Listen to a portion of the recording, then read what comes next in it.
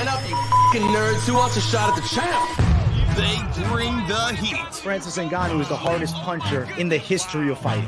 They bring the knowledge. If you think this fight is going 5 rounds, you are out of your mind. They bring you the picks. The dog is getting it done in this one. We deliver every single week. We're bringing the heat, ladies and gentlemen. The money line. Don't miss it on the MMA Experts channel each week. The money line is live. But what day of the week is this, Mike Finch? This is your special edition Monday episode of Moneyline because AJ and I just had too much fun this weekend between Bellator 289, between the UFC card that was purely bananas. We got so much to talk about. We couldn't stay away from the people. So we're here with a Monday edition. We do have, I'll tell you the truth behind this story. I'm going to Vegas tomorrow. So, I'll still be posting some vids, but I'd rather come through live and give you guys an authentic money line as opposed to, trying to do it on the road or pre-recording it. Monday money line. Moneyline Monday, though, has a money ring to it. It's a good sound. I like it too. It sounds like the future. It might be. Guys, definitely let us know. The comments are going to have some control over the potential date of the show. I like this comment right here, man. Hype MMA, our guy, Mike Finch, you met him personally, man. I saw the video. Much love to my dude. Grateful this is on a day I can view live. Hey, we're glad to have you here. Grateful to have you. Let's go. And then we got our boy who's staying up late. He's in the UK getting ready for bed. Instead, it's Moneyline time, bro. I'm glad to hear it, man. Mystic Mondays. Bedtime, bro. We got you. Let's Come go. hang out. Let's go. I like the dude. They're liking the Monday. The people like the Monday time. This is good, man. The boys are here, guys. And we got a fun card to talk about, but we also have fun action to recap. We want to talk about the cards. We'll talk even a little bit about the people's favorite, Mike Finch's own Bellator. He runs the show there. You might as well be CEO of Bellator, Mike Finch. We'll talk I wish, man. I was just talking about how did they not do Yoel Romero versus Fedor? Like if I could just have the magic wand. That's the dude, Mike Finch. Is there a job opening there for matchmaker? Mike Finch, matchmaker extraordinaire. Come on, man. Yoel Romero versus Fedor. How are we That's missing sick. this opportunity right now? Come on, man. people. I like that Let me fight. have a crack at it, Mike Kogan. Let me have a crack at it, Scott Coker. I'll make some fights. Let's go. If Mike Finch is the matchmaker for Bellator, he's going to be getting texts from me all the time. Mike, what do you think about this matchup? What do you think about doing? I'm like, let's do this fight. I would love it. We will see what the future holds. For now, I'm a lowly interviewer. And man, I had a lot of fun at this Bellator event, man. I actually ran back with Sabatello when he ran out of the cage, tried to get ahead of him there, and talk to him a little bit. So some cool moments from Bellator, man. It was a lot of fun this week. Yeah, man. I want to hear some insight. I know before we talked a little bit about you conversated with Big John, some big officials, some people that, are involved with, the rulemaking even and the judging criteria. There's a couple of decisions people are upset about from this past weekend. Let's start it first, though, with the event you were at. You were right there for Bellator working, main event. Danny Sabatello fights Rafael Stotts, and what was a good fight and competitive moments, certainly, but I feel like for me, from my eyes, as I'm watching, I'm expecting a Danny Sabatello unanimous decision. Instead, it goes the way of Stotts. So give me a little more thought on that from Mike Finch. And if anybody had things to say at Bellator. Yeah, look, I was sitting with Patchy Mix the entire time. For those of you that don't know, Patchy Mix strangled Magomedov to get unconscious, to punch his ticket to the $1 million fight. So he's sitting there waiting for his next opponent. He thought it was Danny Sabatello. He goes into the cage. I follow him into the cage. And sure enough, the split decision ends up going the way of Rafael Stotts. Danny Sabatello bolts out of the cage, pushes right past the commissioner trying to hold him. He's going all the way in the back. He went a different way too, so he had like a long way back to the medical tent. So I walk in front of him the entire way. I asked him, hey, tell me what's going on. I have the camera on him. He doesn't say anything. And then I told him, I said, Patchy Mix said you thought you won that fight. And he said, I did. Danny Sabatello said, I did win that fight. Very tough pill for him to swallow, man. I think what he can learn from this and what his teammate can learn, Cody Law, who lost a split decision as well to Sunshine, is that they need more ground and pound. They need more damage, AJ, with the new rules. And this is what, getting into what you just framed, which is that I talked to Big John McCarthy after the fights. We had some pizza, hung out with Big John, talked about life on the farm and how Big John's doing. He invited me out. So maybe I'll go visit Big John.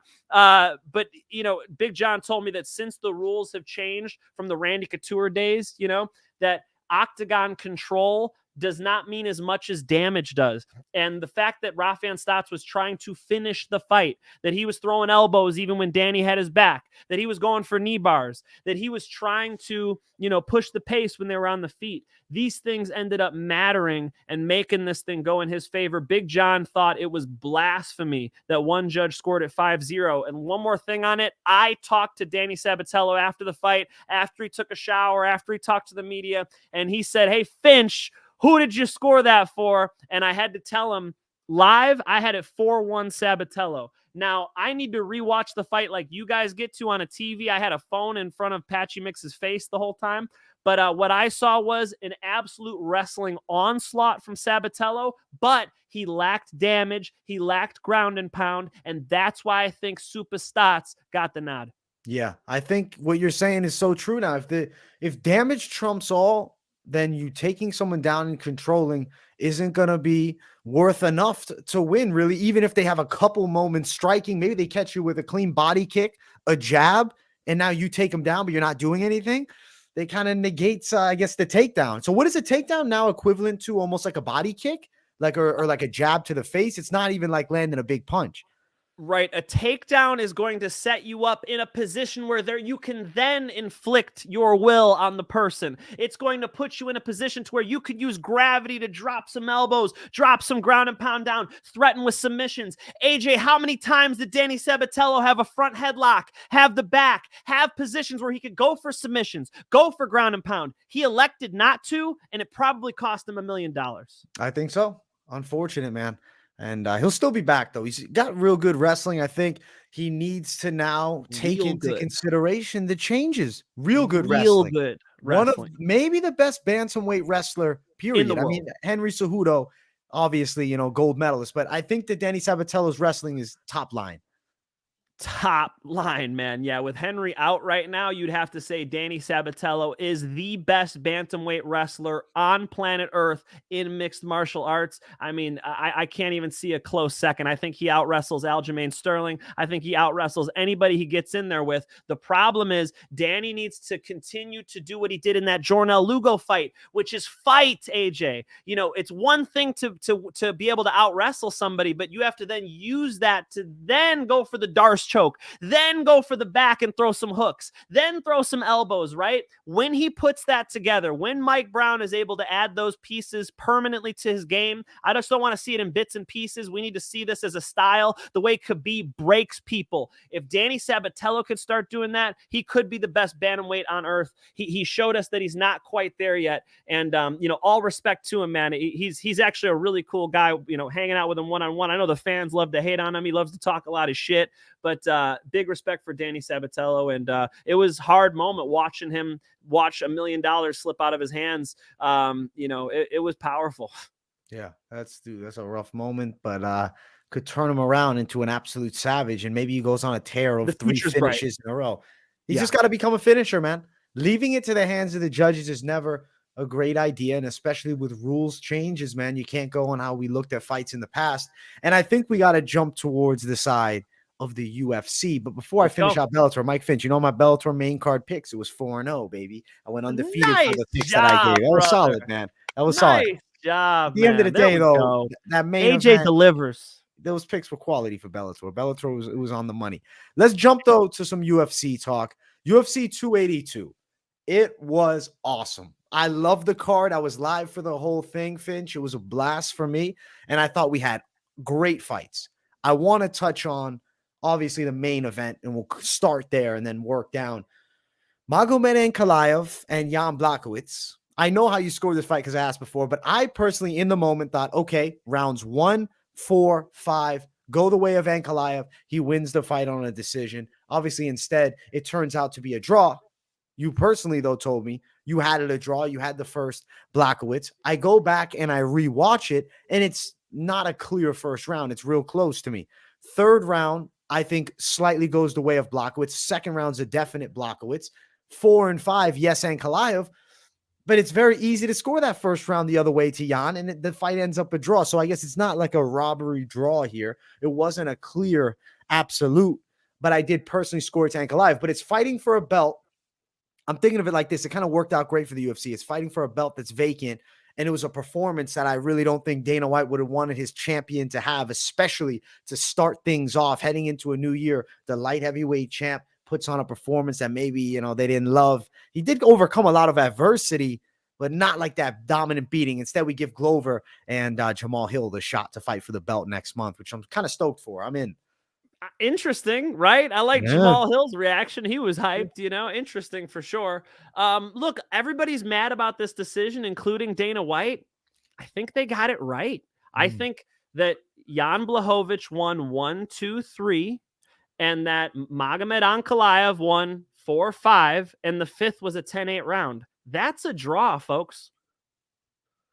That's even. I mean, I would have to rewatch the fight to be able to, sit there with a pen and a piece of paper and try to really iron those out. But on a first watch, that's how I scored it. Obviously, Jan at the end of the fight was like, give him the belt, which is like, how cool is Jan Blachowicz, man? Yeah, how too cool, man. He shouldn't have said that. He should have just kept quiet, man. He probably is at home right now, like, shit, I probably shouldn't. But what a humble guy. And it would have been nice for Joe Rogan and them to tell him, remind him sort of how the beginning of that fight was going, because it seemed like all he could think of was the last 10 minutes, which he was getting smashed. He was getting out wrestled. He was tired. He had originally prepared for a 3-round fight. AJ, in a 3-round fight, he won. Yeah, he won the 3-round fight. He would have been the number 1 contender in line if he would have beat Ankalaev without, unfortunate circumstances with Prochazka and stuff. So it's pretty crazy to see how things kind of turned for the whole weight class. And I'm kind of more excited, though, for Jamal Hill and Glover in Brazil, because that card needed a little heat. And I think that's a good matchup. It's got it, man. That's the fight. Yeah, that's a fun one, man. Jamal Hill's dangerous as hell. Glover should try to get on top of him, get him on the ground, break his other arm, or dislocate it, or whatever the hell happened against Paul Craig. I like that fight. But look, back to Ankalaev and Blachowicz. I think one of the things that surprised me was how much trouble Ankalaev had early with those kicks, man. Blachowicz was kicking his ass. He was kicking his leg to death. He kept having to switch stances. Blachowicz just blast that leg, whatever lead leg was in front, Blachowicz was hunting it, and he was doing it to great effect. It was very impressive. And Blachowicz was using the same type of style he used against Israel Adesanya, where he just shuts everything down. He's not really trying to knock you out with every shot. He's just trying to shut things down, keep real technical, and sort of just pick away at his opponent. And it was working really well up until the wrestling went. As soon as Ankalaev started wrestling, which obviously he should have been doing from the opening bell, and I think in a rematch he would probably look to make that adjustment, he was blowing him out of the water, man. So a fun title fight, and I don't hate the draw. I don't. Yeah, fair. I don't hate the draw either, especially where the division's going now.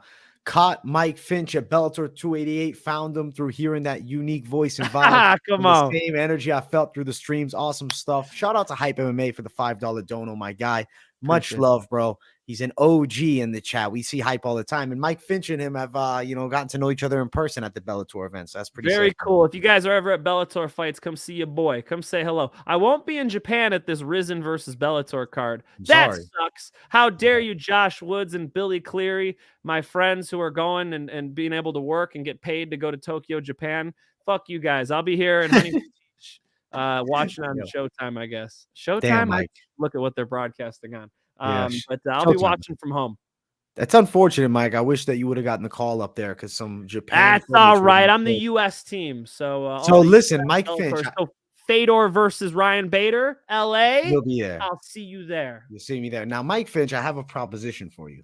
Since technically it's Ryzen, right, where the event will be kind of hosted. It's Ryzen versus Bellator. That's right. We have a good card. It's an off week for us from UFC.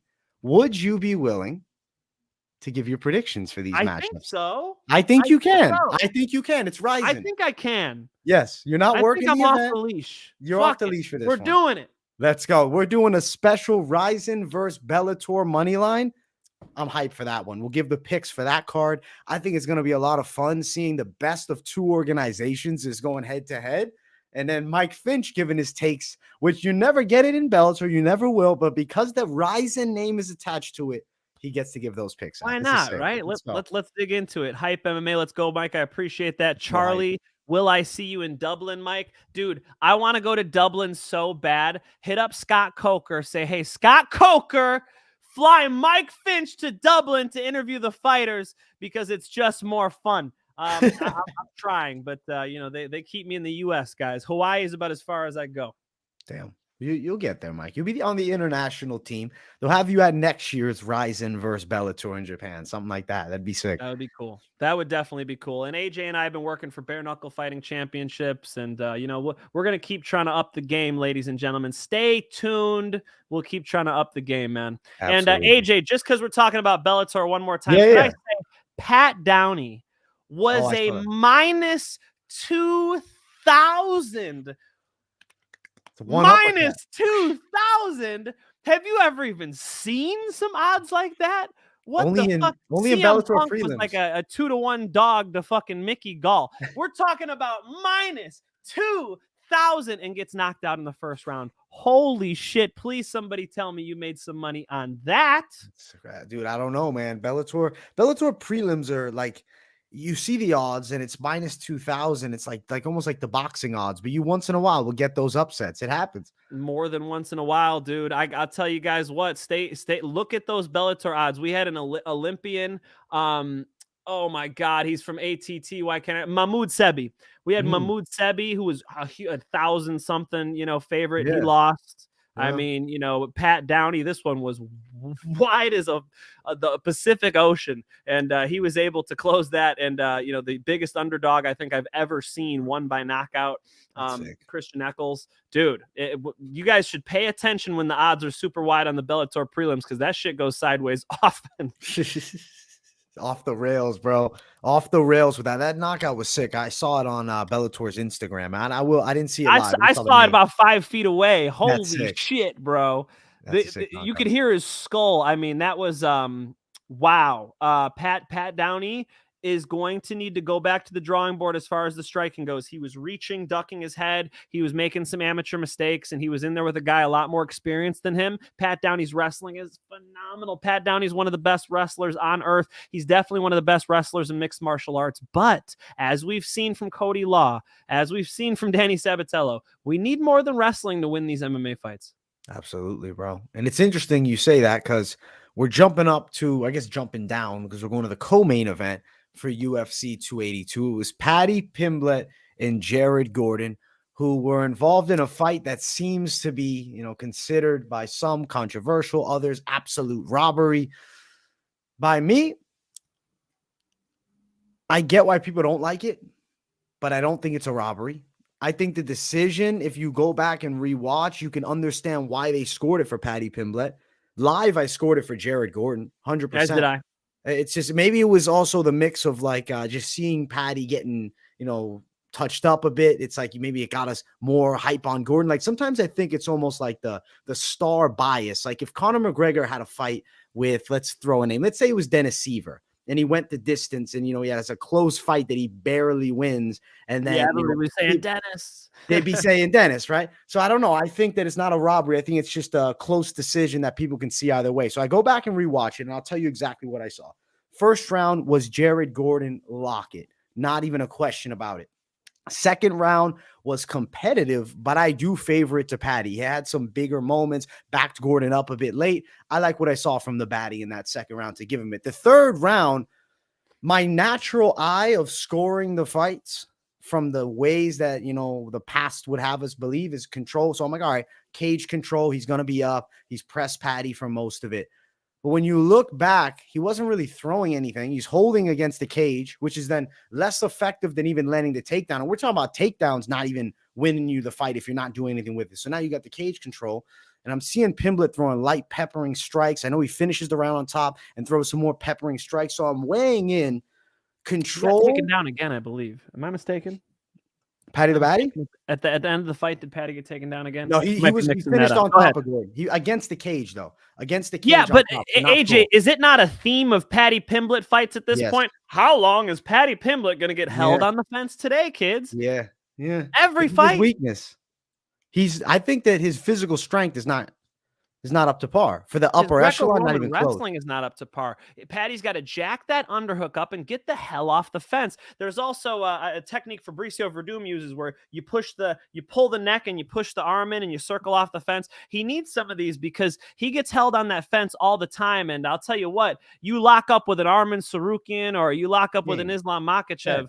It's not going to be good for him, man. He needs to get the hell off of that fence. He needs to treat it like it's an electric fence. They should just hook up some volts to his fence at his gym, okay? Every time his back is on that fence, send some volts through that man because he needs to learn to get his back off that fence. He spent too much time on there. That fight was way too close, for this kid to be saying he wants a title shot. He's going to be the champ. Is that what you saw, AJ? Absolutely not. I think so let's say he's in a toss-up fight with Gordon because it could have been scored either way.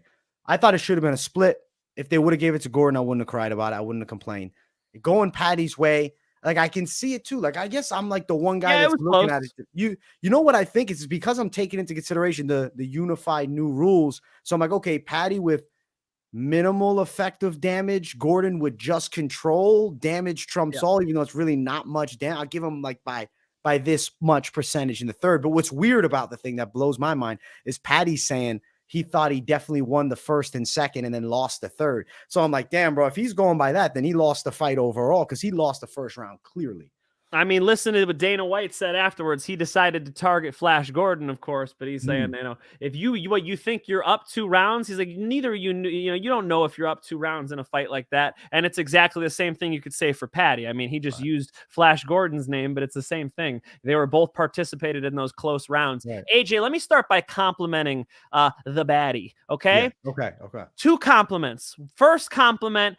When he gets his hands going, dude, he's loose with it. He had a nice uppercut. He snuck in there. Pop, pop, pop. When he lets his hands go a little bit, his offense actually is pretty quick. He's got like loose, relaxed shoulders. People are going to hate this comparison, but a little Conor-esque with the way he was just relaxed in the shoulders and whipping some shots out there. And the other thing I saw from Paddy that I liked was his hips are so open. Those head kicks just fly up there, man. His lead leg just comes up there. It looked like Rose Namajunas when she knocked out Wei Lee. That shit just sails right up there. He's going to catch somebody with that at some point. Now we've got to talk about everything else. I mean, Paddy's wrestling is not UFC par. How is he going to get the fight where he needs it, where he's on top, where he's dominant, when he can't wrestle with these guys, right? And Flash Gordon just having tight defense and walking him down was enough to hit him with every left hook he threw. The commentary keeps wanting to talk about Paddy's chin's up in the air. Paddy's chin's up in the air.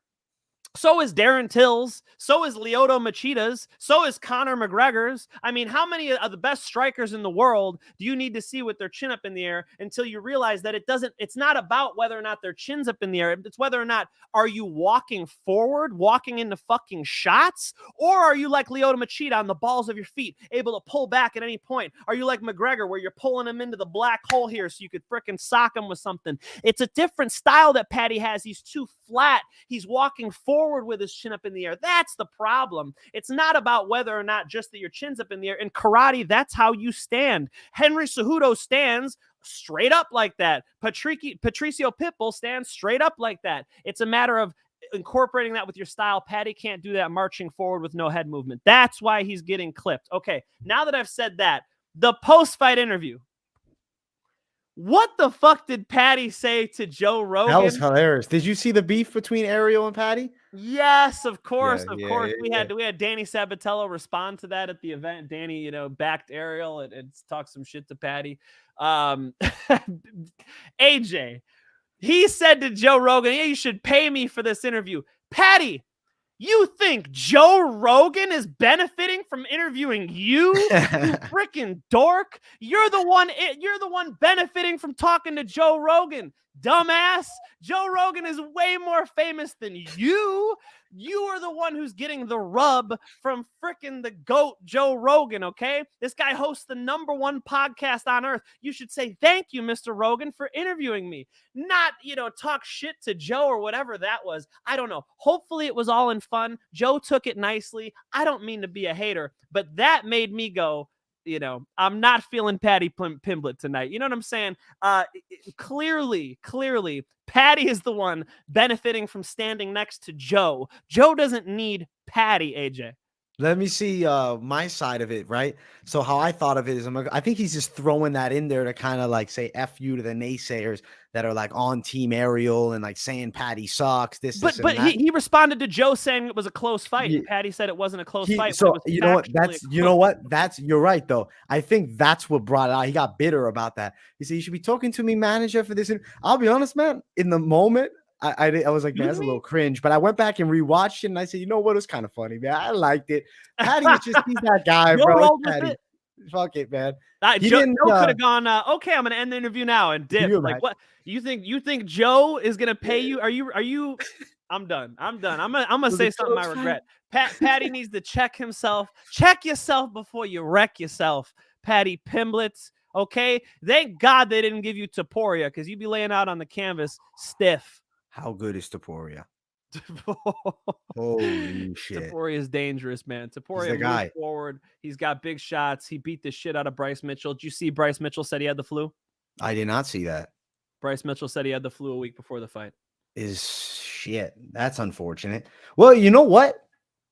Not to take anything away from Topuria, but Bryce Mitchell just didn't look like himself at all. He looked like minimal. Like he seemed like, 60% of himself. So that it could be true. Like in the moment, I just thought, damn, he got exposed. But Bryce Mitchell, the way he beat up Edson Barboza was like marvelous to me. It was Habib-esque. He beat the shit out of him. So the way that he like was just bullied by Topuria, I don't know. Maybe that's a big factor. Topuria looked so good though with that performance, flu or not. Topuria looked like a killer, and now he's getting jumped way up in the rankings. He calls out T-City, Brian Ortega also, which I thought that was a good call out. Hell yeah. I love it. That makes sense, because they're not going to give him Patty, especially after what they just saw. Why would they give him Patty Pimblett? He'll knock Patty Pimblett out. He would. I'd pick him over Patty. I actually look at Patty Pimblett right now, and I think if I had him fighting Michael Johnson, Mike Finch, I'm concerned that he's getting slapped. Absolutely. That's a scary fight for him. His wrestling really needs to improve. He needs a lot of work. I don't recognize his corner. I don't know what team he's training with. But he would probably benefit from working with high-level coaches outside of what he's used to, because there are improvements that he needs to make that he's not making, and he will get hurt at the top of this division. He is in, all credit to Patty Pimblett now, the toughest division in MMA history. The 155-pound division is sharks, to say the least. And he's burst into, he's probably he's like in the top 20, and he's probably ranked next. Like, I guess can you fight in a co-main event on a pay-per-view and then next fight not fight a ranked guy, and like whether you thought he won or not, he got the official win. It's such a weird spot for him to be in, because I don't like Michael Johnson and him throw down. I think Michael Johnson might knock him out. Like, who's taking Michael Johnson down easily? I know Clay was able to get to him a bit, but dude, his hips are nasty. Even in the last fight, Jacasey couldn't do anything, man. Give me that one. Clay Guida versus Patty Pimblett. Go. I like it. I'd be leaning a little bit Clay Guida. I'm like, what's Patty gonna do? He's got to touch him up on the feet. That's a close fight. I think Patty Pimblett versus like a lot of these, tough mid-level guys, like the upper mid-level, but they're still in the middle range. I feel like that's Patty's level. And I learned that. I said, okay, that guy's a fun guy to watch. He brings the heat, the chin. He gets cracked on it. He can eat punches. He has a good chin, and he likes to throw hammers back. Give him a striker, man. Let's give him a striker. You know who I think could be next is you ride with Dan Hooker. I do think Dan Hooker could probably TKO him, but if he has a chance to submit any ranked guy, it would have to be someone like Dan Hooker. But that fight, dude, I'd be picking Dan Hooker, I think, man. I'm picking Dan Hooker. I'm picking Money Moicano. Yeah. I'm picking Fiziev by knockout. I'm picking, they better bring him up slow, man. He's already 29, though. People are like, he's just a kid. He's 29, bro. He's going to be coming up on his prime, Is he 29, bro? I swear he's 27, bro. Let me check. Am I tripping? Let me see. Because I Tell feel like me I was the trap. talking to somebody about this. All right. 27, bro. All right. So we do got a My little time. fault. That's Okay, from 27. Kevin El Basri at the gym today. Damn it, Kevin. You told me he was 29. You told him a All right, lie. 27. Fair enough. One more year of fights outside of the top 15, AJ. They need to do it right, and they need to take care of him because he is a money bag, and you might as well get the cash cow nice and fat. You need to, man. And I think the goal for the UFC, can you imagine a Pimblett McGregor? But we need to rinse out the bad taste. Yes, We that need to makes rinse perfect out the bad sense. Yes. taste. They're not going to give it to him yet, though. The Jared Gordon win, bro. I think they got to maybe rematch. Who is Conor going to fight? You want to see Conor get knocked out by Michael Chandler? I think him and Michael Chandler is more competitive. I like that fight. I think he could catch Chandler coming in. As Chandler's coming wide, he comes tight, man. I think McGregor against Chandler, he's got a chance. He's got a chance, yes, but not saying he's like that. I don't know if I'd pick him because I feel like Chandler would wrestle with him. But he could touch him maybe. But with Paddy Pimblett, I think Conor sleeps him. Well, there you go. Isn't that what the UFC wants? Like, why not build them up? I think Paddy Pimblett versus Conor McGregor is the right fight because they don't want to bring Conor back against Tsarukyan. They don't want to bring Conor back against frickin' Islam Makhachev, Charles Oliveira. Come on, man. They need to bring him back against, I think, makes sense, a Paddy Pimblett. Paddy? What about T. Ferg, though? I feel like T. Ferg versus Conor, maybe. I don't know. Yeah. Warmer. Yeah, I guess so. But the problem is if T. Ferg wins, what do you do with T. Ferg? So he's 50. What do we do? At least if Paddy wins, now you got a star. True. It's like it's kind of it's like weird because it's one star versus another potential star, and then they face off. And I think that Conor smashes him though. And then it's like, yeah, Conor got the win, but it's like killing this other potential cash cow, you know? You think Paddy's stock would go up or down after getting knocked out by Conor? Up. I think it would be to us, like me, you, the hardcore. We already are shitting on him right now. What do you mean? You just said he'd get smashed by Clay fucking Guida. I didn't say Clay. I said Johnson. Michael Johnson would not. Oh, okay. Michael Johnson. Yeah, Michael Johnson. But I don't know, man. A Conor fight, the casuals that still believe in Paddy, dude, he's Santa Claus now, man. But we know he's not real. We caught the parents under the tree, and that's it, bro. We know it's fake now. It's all just hype, bro. It's all just hype. Busted. Hey, even there if were you some thought other he good won. fights. Did you watch Darren Till versus Duplessis? Oh my gosh, dude, what a fight! Did I tell y'all? Did I tell you? Can I get call. Did I say that Darren Till is injury ridden? He is. Did I say that he would have ring rust? He wouldn't look the same. Have you ever seen his wrestling look that bad? It looked like he didn't wrestle before, bro. I think he's like looking like he's getting taken down by everybody in the top 25. Yeah, he looked so bad. My cousin Tyson, who's a high school wrestler, he'll get slammed, bro. It was bad, man. He got smashed in that fight, and I thought that was a great one to attack. That's why it was one of the locks, or was it on my parlay? That's why is because that's the Darren Till I thought we were gonna see. You know, and then Duplessis showed up in shape, ready to go full speed, and Darren wasn't. And Darren had a nice knee and a nice elbow and some good shots, but man, did he get smashed in that first round when Duplessis had his far wrist and just kept throwing hooks on him, and Darren Till just kept saying, "Yeah, I'm good, ref." Boom, boom, boom. Like, Darren, you're not good. No, this is not good, Darren. Darren, you have to move. He is closing your eye. You're not going to be able to see shit. This is really bad. You should spend a little energy and get out of this spot. Sure enough, he didn't, and he continued to get smashed the rest of that fight. We were wondering whether or not training with Khamzat was going to improve his grappling. What I saw was either the answer to that question is no, or he is so injury-ridden that he came into this fight seriously injured. I think he tore his knee, they said, his ACL in the fight, though. I'm thinking in the fight. Maybe it was before, though. I don't know. You know what I mean? He could have been kind of rubbing some dirt on it to get in that cage and get a paycheck. You hate to say that, but I've seen enough at this point to ask that question. Dude, it's unfortunate for Darren Till because I feel like the hype was high early. Woodley knocks him out, but it's the champ at that point. He goes up to 85. He has a close fight, but he beats Gastelum. He has a war with Robert Whittaker, and we're like, there's still a chance for Darren Till. And then Derek Brunson TKOs him. It's Derek Brunson. He's a beast. Now, Dricus du Plessis beats him. It's like, Dricus is good, but that was the kind of the passing of like the torch metaphor. I know Till's not old, but he's got a lot of fights towards the top. How do you feel about this fight, man? If we did Darren Till versus like a Chris Curtis, man, that'd be a cool fight. Yeah, I just like AJ, I think even a Chris Curtis is like too high for him right now. When they matched him up with Duplessis, I thought, uh-oh, Scary.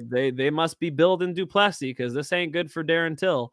And that's about what I expected. So yeah, I think they should take Darren Till and put him back towards the bottom of that division. Bring him back up like they just did with Dan Hooker. He's in a similar spot. You know, he's gonna need to rest. He's gonna need to recover. And then I think Chris Curtis is almost too tall of a test, my brother. Chris Curtis is out there sparring with Mads Burnell every day. You see that shit. He's rolling with shots. You know, you heard the commentary right before he got that knockout. He can't just stand in front of him, but boom, knocks his ass out. You know, so that's how those guys box, man. I don't know if Till wants to smoke, honestly. I feel like he could beat Chris Curtis, but maybe after 2 Ws, you know, let him go back to the bottom of the division again. I wouldn't hate seeing him fight a contender series guy, bro. You know, they need to I take feel care like of that's some of so these guys risky, bro. on these kids. What if he gets smashed by some contender series guy? It's over. I mean, then you know, then that's reality, Dude, and we got to move Finch on. is the But let's give him a matchmaker. He shot puts to you up bounce the back. top. What'd you say? Let's give him a shot to bounce back. Yeah. You know. I think that's one thing where, you know, everybody wants to criticize boxing all the time in the matchmaking, but that's one thing that they do pretty well is, you know, you get warm up fights, you know, you get some fights to bring you back. It's like Conor McGregor hadn't fought in MMA in a year and a half and they give him Khabib. What'd you guys think was going to happen? You know, it's like, you know, you want an active fighter, let him start with a contender series guy, you know, and then you could give him a Chris Curtis, AJ. I just don't want to see him come straight back against Chris Curtis. I think Chris Curtis would beat him by knockout. Damn. We're on the Darren Till break. We need a Till. Till needs some time to himself. All love the Darren Till. Very set, bro. He's good, man, but I don't know. Dana White said his stock didn't drop though. They gave him fight of the night. So still good. something. Yeah. Dana was Santa Claus, man. He gave all the finishes, got bonuses, and that got fight of the night. Awesome. Good. Dude, that was sick. I loved it, man. Now let's talk the matchup between Ponzinibbio and Morono real quick. Morono was on him, man. He looked like he had that fight. Ponzi, powerful. He said something in the interview that I thought was really interesting. He said, you know, in the 3rd round, I feel like I can just read it. I know what the guy's going to do now. And I was like, damn, he's right. In the 3rd round, he found the perfect shot. And then Morono's team was, it was an early stoppage. I'm like, no, his brain was just fogged out. It was totally, you know, what is it? When your wire breaks, what is the word, man? I don't know the word. Jam wire? Hot wire, D-wire. You're missing me. Somebody in the His chat help my man out. His brain was going nuts, man. Yeah, well, you know what? It was a comeback, dude. He was about to lose that decision. I thought his corner was really good. His corner was telling him straight up, you need this knockout. You know, quit playing with this guy. Quit throwing these looping shots with him. You're making this too difficult. His corner was saying, you're making this too difficult. Like, just throw straight down the pipe at this guy. He's not going to be able to take your shots. Sure enough, they were dead right, bro. Beautiful knockout by Ponzi. He's a beast. Yeah. Haywire is the word. Haywire. Yes. Haywire. Thank you, Savage.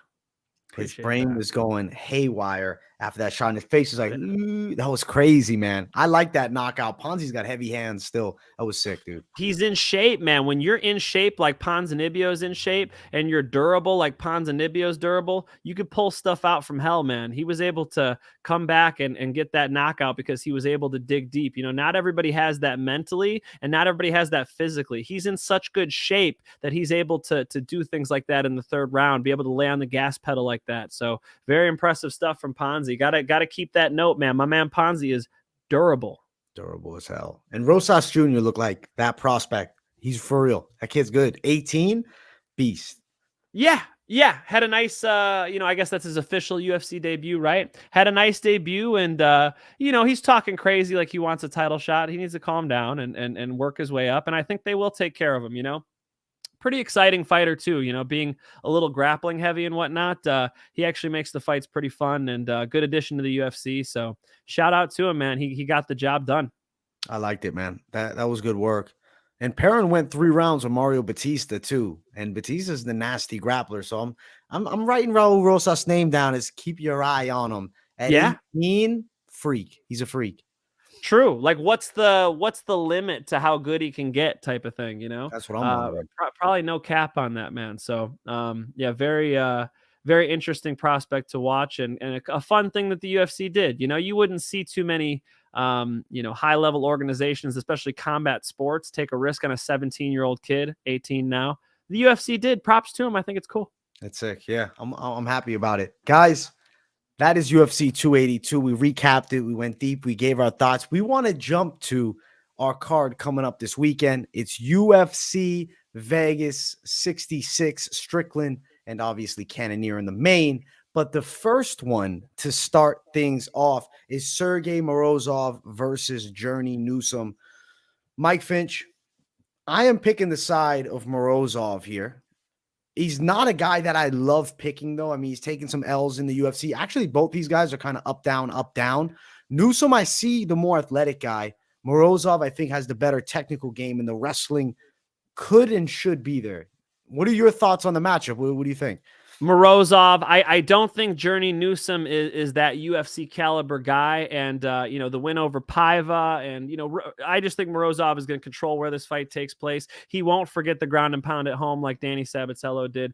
I do think that he performs really well in this one, and I think he smashes him over 3 rounds. Man, I could see Morozov just clean sweeping this thing, scoring takedowns when he needs to, pushing this thing into the fence when he needs to, and sort of slowing the fight down in the beginning. Like you said, the danger factor is there. I think he'll blow right through it with the grappling. Let's go, man. We're on the same side to start things off. Odds around -250 for Morozov, and then Journey Newson at +245. It's a little bit wide. It's over that, what is it? It's like -250 is like 2.5 to 1, really. Do you think that one is the money line attack? I guess the prop side of things, playing decision, I don't know, man. Journey Newsom's been beaten by knockout a few times. I know Morozov isn't Mr. Heavy Hands, but still rather money line. You on that same? Yeah, I always prefer to money line guys, especially with this one. I do think the clear method of victory would be decision. But, you might as well just money line it if you guys want to play it. I do have some, more I got some bets I do like on this card, that a little more than this one. But I would be pretty surprised to see Journey Newson get this thing done. So I would caution for a money line if you guys want to bet on this one. Well, Morozov, money line, myself, and the Finch man to start things off. Next fight on the card, we got David Dvořák and Manel Kape. This is flyweight contenders on the rise, bro. I like this one. I like it a lot, man. Let's hear your thoughts. Give us the Mike Finch breakdown for this one. I can tell you like it. You're excited. I see your face, man. You're like, oh shit, this is a fight. Manel Kape's dangerous as hell. You got to think Manel Kape KO, and that's what I thought when I first looked at it. And then I was like, I'm going to watch more Dvořák, and I want to dig back into some of his pre-UFC fights, and I want to give him some time of day. And the more I watched him, I'm like, damn, he actually gets to the back pretty well. And if he gets Manel Kape's back, I could see him slapping on a rear naked strangle and taking that neck, So, and then I look at the odds. Kape's a comfortable favorite, yeah.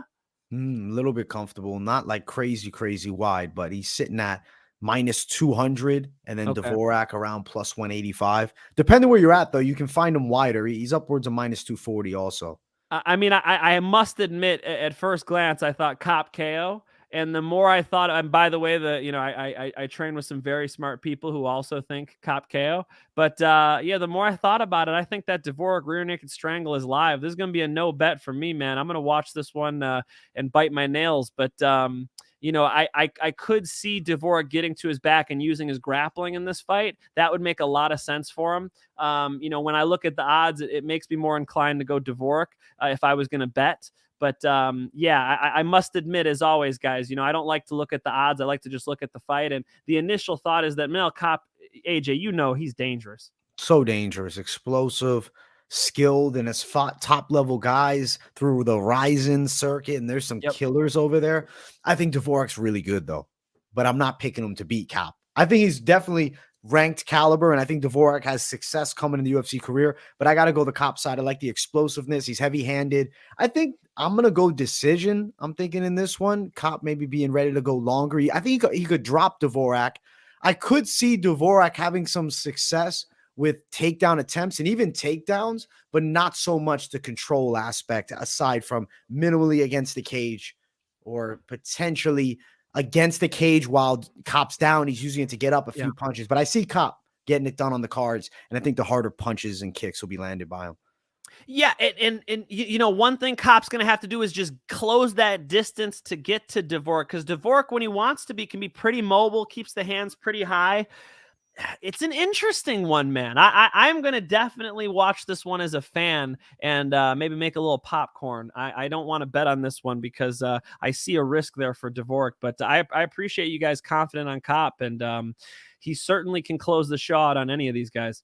I think with this matchup here is really just a showcase of how good that flyweight division is talent-wise. Yeah. Because both these guys have great skills. Yep. I think Kape is the explosiveness. A little bit of the longer limbs favor Dvořák. He's kind of like a little bit like Spider Monkey-esque if he grabs that back.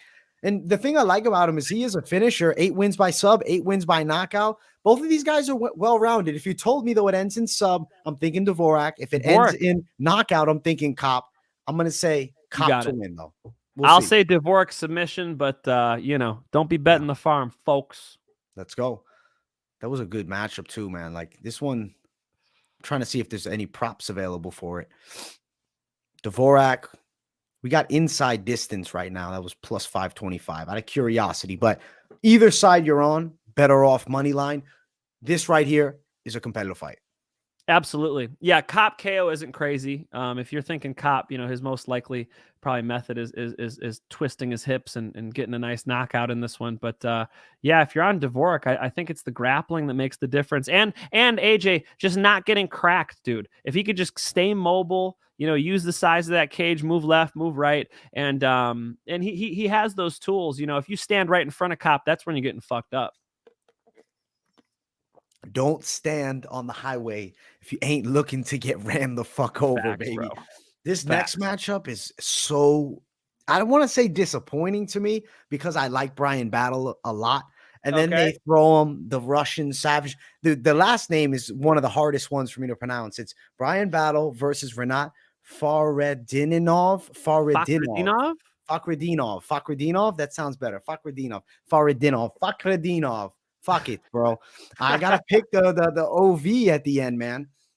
Bryan Battle's in for a tough test with this dude. Fakhretdinov doesn't have amazing names throughout the regional circuit. He's kind of built that record up, but he can wrestle, dude, and pressure wrestling. And then I'm looking back at Bryan Battle and Cheyanne Gore, and I'm like, damn, Cheyanne, we're kind of knowing his level now, is having success in the grappling exchanges with Bryan Battle. I think Fakhretdinov, especially fighting a Battle who's coming in on short notice, I got to go Fakhretdinov for the hand raise, Mike. You thinking the same type of thing, or you think Bryan Battle might kick him in the face like that Sato KO was crazy? Bryan Battle might kick him in the face like that Sato KO, because look, Fakhretdinov can kind of get sucked into a looping exchange with people. He likes to do that. You know, you hit him with some jabs and all of a sudden he's swinging from his grandma's house. You don't want to do that against Bryan Battle. Bryan Battle's striking looks sharper than ever. Whenever somebody's coming off of a KO, you gotta think about, you know, the lack of hesitation that they might bring into that cage. You know, when you're confident in your shots and you let them go, that's when they find a home, because there's no hesitation. And Bryan Battle, I could see having a nice striking performance in this one. The problem is he can't decide where the fight takes place. That's Fakhretdinov. Fakhretdinov, as soon as he gets you on the fence, he's going to take you down. He's going to take Bryan Battle down on the fence. So what Bryan Battle needs to do is everything else. He needs to elbow him in the freaking side of the head when they're on the fence. He needs to work his way back up. If he's on bottom, he's got to be attacking. He's got to be throwing elbows down there. He's going to be throwing up triangles, staying active the whole time. It's just a tall task for him, man. I'm going to lean for the grappler as well. I'll say that he just grinds him out for a decision, and Fakhretdinov gets his hand raised at the end. But I do respect Bryan Battle's submission game, and coming off of that KO, you guys aren't nuts for going Bryan Battle. I mean, he's got to be a dog here, yeah? Bryan Battle is dog money. He is sitting at plus 120. I'm seeing here around that range, plus 120, minus 115. Yeah. I'm seeing even money in some spots even. Wow. Bryan Battle is even money. He's not really a dog. They have him even Stevens. I mean, he's the Ultimate Fighter winner. I find it interesting that, I guess he took it on short notice, but I kind of find it interesting that he was even offered this fight, because I feel like the tough winner, you'd want to kind of, you know, bring him up a certain way, give him the benefit of the doubt. Like, what's the incentive to winning the Ultimate Fighter now? You know, you win the show. Okay, you're just in the UFC. It's not like I win the show and now I kind of get some specialty treatment or anything like that. I feel like they got to incentivize it a bit more, man. I mean, they gave him the Soto fight, right? That was a nice platter to serve up True. for him. And, he performed really well. I think they're just going to see what he can do. Yeah, I hear you, AJ, but, eventually you got to swim with the sharks if you want to be one, and, I think this is a winnable fight for him. I think the odds reflect that too. It's not too wide. I've seen worse, I guess I could say. I've seen worse. Yeah. So I got to think Bryan Battle not having the wrestling is going to be difficult in this one. Him being underneath Fakhretdinov, I see what you're seeing as well. Just some ground and pound, some elbows from Fakhretdinov, some takedowns on the fence. That's what I'm seeing, brother. That's what I'm on, man. I'm going to go decision Fakhretdinov to beat Bryan Battle. But the fan side of me is on Team Battle. I hope he kicks Fakhretdinov directly in the dome and flatline him, man. I just see the takedowns, man. I'm too concerned to pick him, man. Can't pick it based on the heart, man. I'm going with the thought process I have here is Fakhretdinov's wrestling will beat Bryan Battle's kickboxing here. Agreed, although Fakhretdinov does make mistakes. Fakhretdinov is not the type of striker to be very disciplined. He likes to throw looping shots, and I could see Bryan Battle, finding a way as he has done in the past. With that being said, AJ and I doubling up on the very slight favorite, the wrestler, and, deciding where the fight takes place will probably be enough in this one for him. Let's go. Some agreement here for me and the Finch man. As we jump to the next one, it's Maheshate versus Rafa García. I'm excited to see these two throw down. I think this is a good stylistic matchup. Some pressure ability from Garcia, but he's going to be fighting a guy who is willing to get hit to land his shots. And when he does land, he's got some power in the hands. The way he slept Steve Garcia, I was pretty impressed by that. The Contender Series fight, he was hurt at moments. He came back from that. He wins it.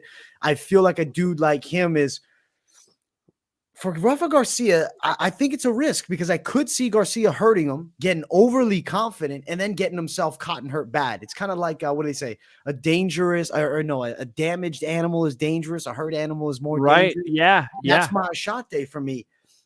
I'm not overly impressed by Rafa García. I'm remembering that Chris Grutzmacher fight, and I just think about him getting touched up from the outside.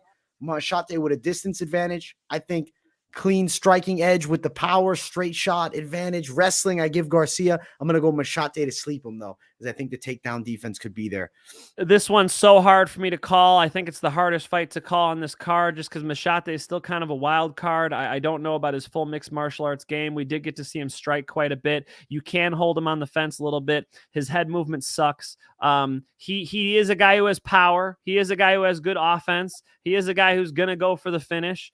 And we saw all those things, but you could also punch him in the face. And I wonder if you could out grapple him. And the answer probably is yes. So there is a pathway for Garcia to win this fight. It's just by making it a mixed martial arts fight. Kick his legs, make him worry about the hands to set up the takedowns, just be a full, complete mixed martial artist. And I think Garcia could take this thing, AJ. So my advice is to save your bets for a couple of these other fights here that we're about to talk about. However, if you're making me pick, I mean, Machate's got dangerous hands. I could see him getting it done. I guess I could double up with you on Maheshate, but even if you're not that impressed with Garcia, I mean, how can we, aren't there just too many questions to say, go bet on Maheshate? That's what I'm seeing anyway. I have no idea what he's going to do off of his back, what he's going to do when somebody really has a more diverse attack against him. No, I get exactly what you're saying, man. I think the Maheshate betting side, you're kind of playing with a wild card around the plus 300 range for a Maheshate inside the distance win. I can imagine the KO will become, similar to that or wider. I think it will get attacked. But yeah, he's only plus 105 as the dog. It's not huge dog money. It's like you said, wild card. We've seen him against Steve Garcia.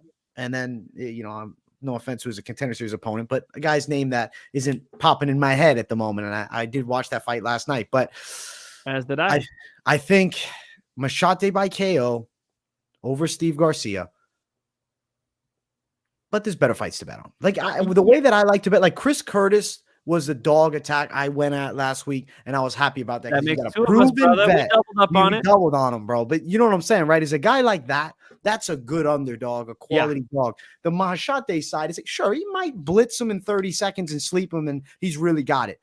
but he might have no grappling skills. I'll pick Maheshate, but we don't know enough to be certain really here. Yeah, I mean, I'm almost tempted to pick García, but I did see what you see on the offense of Maheshate, and but even his striking, AJ, like he's very hittable. So yeah, I am not impressed by your performance. I want to see more. George St. Pierre, thank you for the prediction, my man. We're on the same side, but George says he's not impressed. Don't bet. Don't bet against what GSP says right here. We got the longest names in the fight game. We got Saeed Nurmagomedov versus Sadyokub Kakhramonov. Mike Finch, you know my style. I say don't bet against the OVs. And what do we have here? We got two OVs. We got two. Oh shit. Oh damn. So what is it? A no bet? What are you saying? I think that when you see two OVs, you go for the legacy name, Nurmagomedov, over everything. I'm picking Saeed Nurmagomedov to win here. Kakhramonov is a dangerous dude too, though. Good skill sets on both sides, but I'd say Nurmagomedov is a slicker and quicker striker. And I got to respect Dagestan team. Obviously, I believe he's with Dogfighter as opposed to being with Habib's team. So he's on, that other gym side, if I'm not mistaken. I'll pull it up just to confirm it in a second. I like the style that he has. I like the distance strikes. I do think he can definitely wrestle with Kakhramonov. And I feel like he's en route to a hard-fought decision. Are you kind of feeling the same type of thing? I got to sit there and commentate Kakhramonov's fight against Oscar, your guest when I was gone. Shout out to Oscar for filling in on Moneyline. We appreciate it. And he knocked him out, dude. And it's a tall task not to knock an Oscar brother out. And he knocked him out right in front of me, man. And that was a brutal KO. He's a very dangerous guy. He's really, coming to his own. Very impressive. It's a tall task for Saeed Nurmagomedov. I mean, it's definitely no, there are a lot easier fights for these Dagestanis than this one. Like, Kakhramonov is going to be a tall task. With that being said, I do think Saeed Nurmagomedov is a great striker. Very, very talented striker. I think he's dangerous enough to keep Kakhramonov at bay, and the wrestling might be there too. So I think Saeed Nurmagomedov steals this thing in a damn good fight, and one that I'm super excited for. This could be the highest level fight on this card, and we've got a ton of good fights on this card, but I really think these two guys are underrated, and they're fighting each other. I'll go with Saeed Nurmagomedov. I like his striking, and on top of the wrestling, it's just he's a great mixed martial artist. I like it. I'm on the same side, and the odds for this one are extraordinarily close. Nurmagomedov -110, Kakhramonov +100. So we got even money on both sides essentially here. If you're looking to touch fight going distance, -135. It's not calling. Kakhramonov's dangerous though, bro. If it's Kakhramonov, I could see him smacking, Saeed. I think Saeed Nurmagomedov is going to throw a spinning back kick, and he's going to stay at range, and he's going to grind out a decision. I think just money line it if you are looking to bet it, but you're betting on the side of two top prospects in the weight class, in my opinion. So that's risky territory, man. Sure. Yeah, the most matchups when they got, these names on the other side, I'm going for them. Fighting each other, this shit's going to be dope. I'm excited as hell for this one. Great fight between Sadyokub Kakhramonov and Saeed Nurmagomedov. It's funny they both have the said in the start of their name, so one will remain, bro. One will remain. Let's get to the next fight on the card. This one's good. It's Deron Winn and Julian Marquez. I've always said Deron Winn, he's got the capabilities to be pretty damn good. He was a nasty wrestler. You can see footage of him beating up Usman in wrestling back in the day.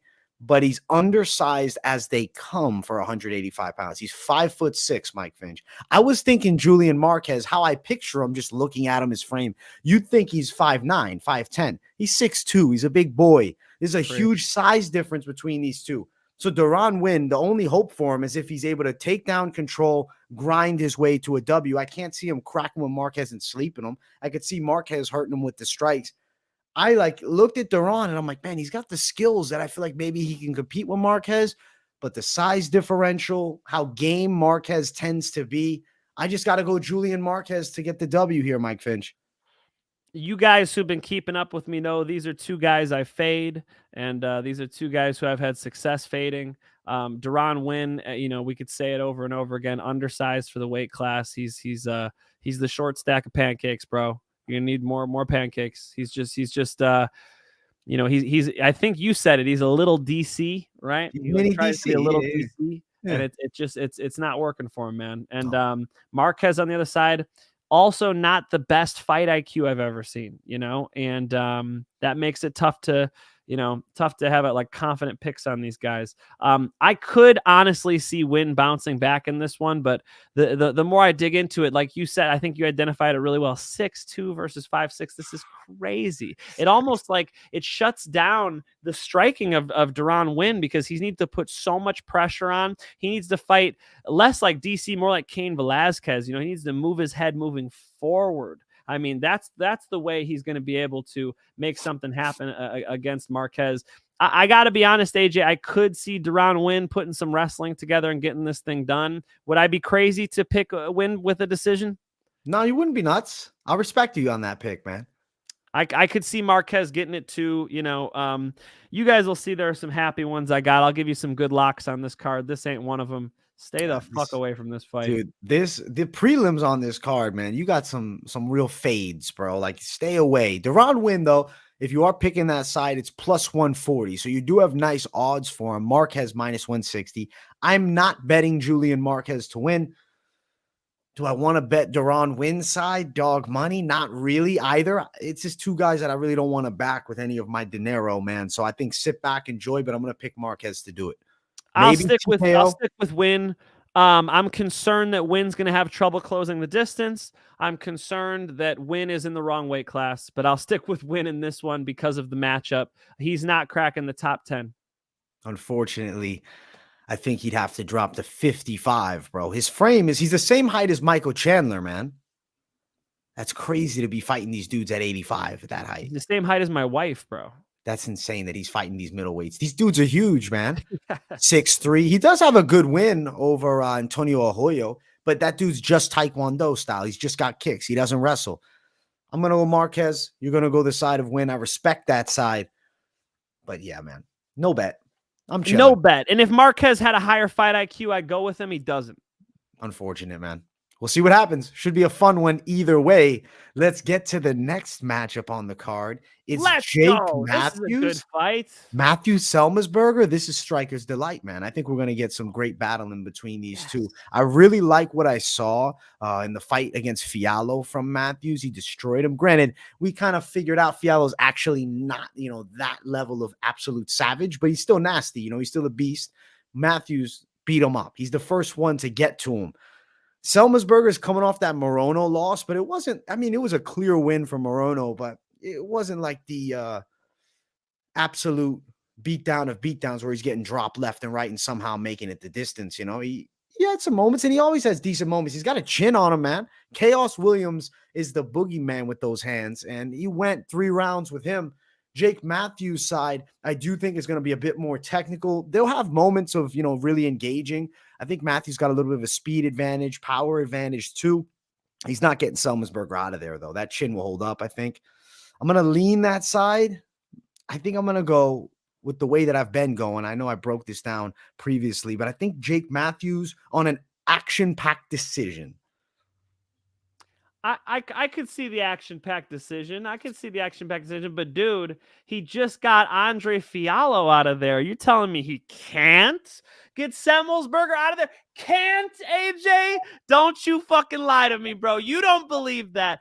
Matthews is a gangster. I do think he can get Semelsberger out of there, and he could do it with his hands. I do think these guys are going to clash, and it's going to be Matthews putting some straight crosses down the pipe, and I'll go KO just because you said that shit. I'm gonna go Matthews KO, and I'm getting off the fence like I've been on a few of these other prelims, and I'm gonna go ahead and say confidently that Matthews is gonna get this thing done because Semelsberger, the way they match up, Semelsberger does not offer what you want to see to overwhelm a Matthews. He's not going to out wrestle him. He's not going to out kick him. You know, there are some ways you could probably deal with the Matthews.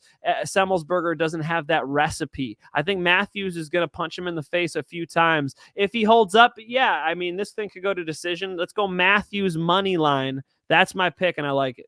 Matthews money line. I'm on the same side as the Finch man himself. Minus 235. Matthews plus 200 for Semelsberger.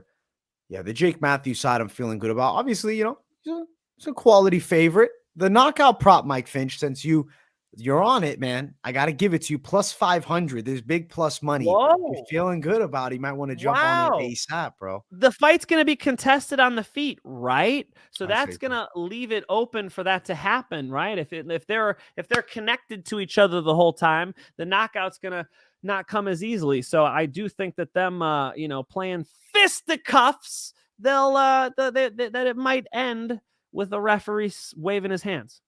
I'd like to see it, man. I'm hoping for a knockout on this one, man. We'll see. Let's see if Matthews can do what some heavy-handed savages couldn't and knock out Matthew Semelsberger, but we're on the same side. Let's jump to the next one, Mike Finch. It is the featured prelim of the night. Cheyanne Vlismas, a.k.a. Cheyanne Bays on the street. You know, that's what they used to know her as back in the day, and now it's Cory McKenna.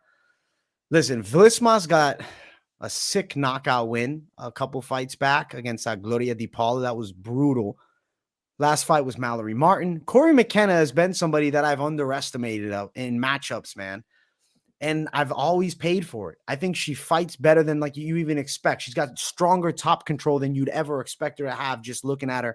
We had Jessica Rose Clark on the show. Remember how she was always talking about how good Cory McKenna is? She's always dealing with taller girls. Well, she's fighting somebody the same height as her. But the reach favors Vlismas. I think Cory McKenna's going to get to Vlismas. I'm done sleeping on Cory McKenna. I'm picking her to win this fight, Mike Finch. I say decision. I think it will go long. I think takedowns by McKenna. I think the kickboxing will be interesting. And I think she does it, man. I think she beat Cheyanne Vlismas, who I'm just not sold on at this point. So those of you who are Moneyline fans, you know I had Cory McKenna in a couple of these, you know, the Kay Hansen fight, the Miranda Granger fight. I mean, I've called a couple of these Cory McKenna, even when she's an underdog, right? I had a couple of them. I had her by submission.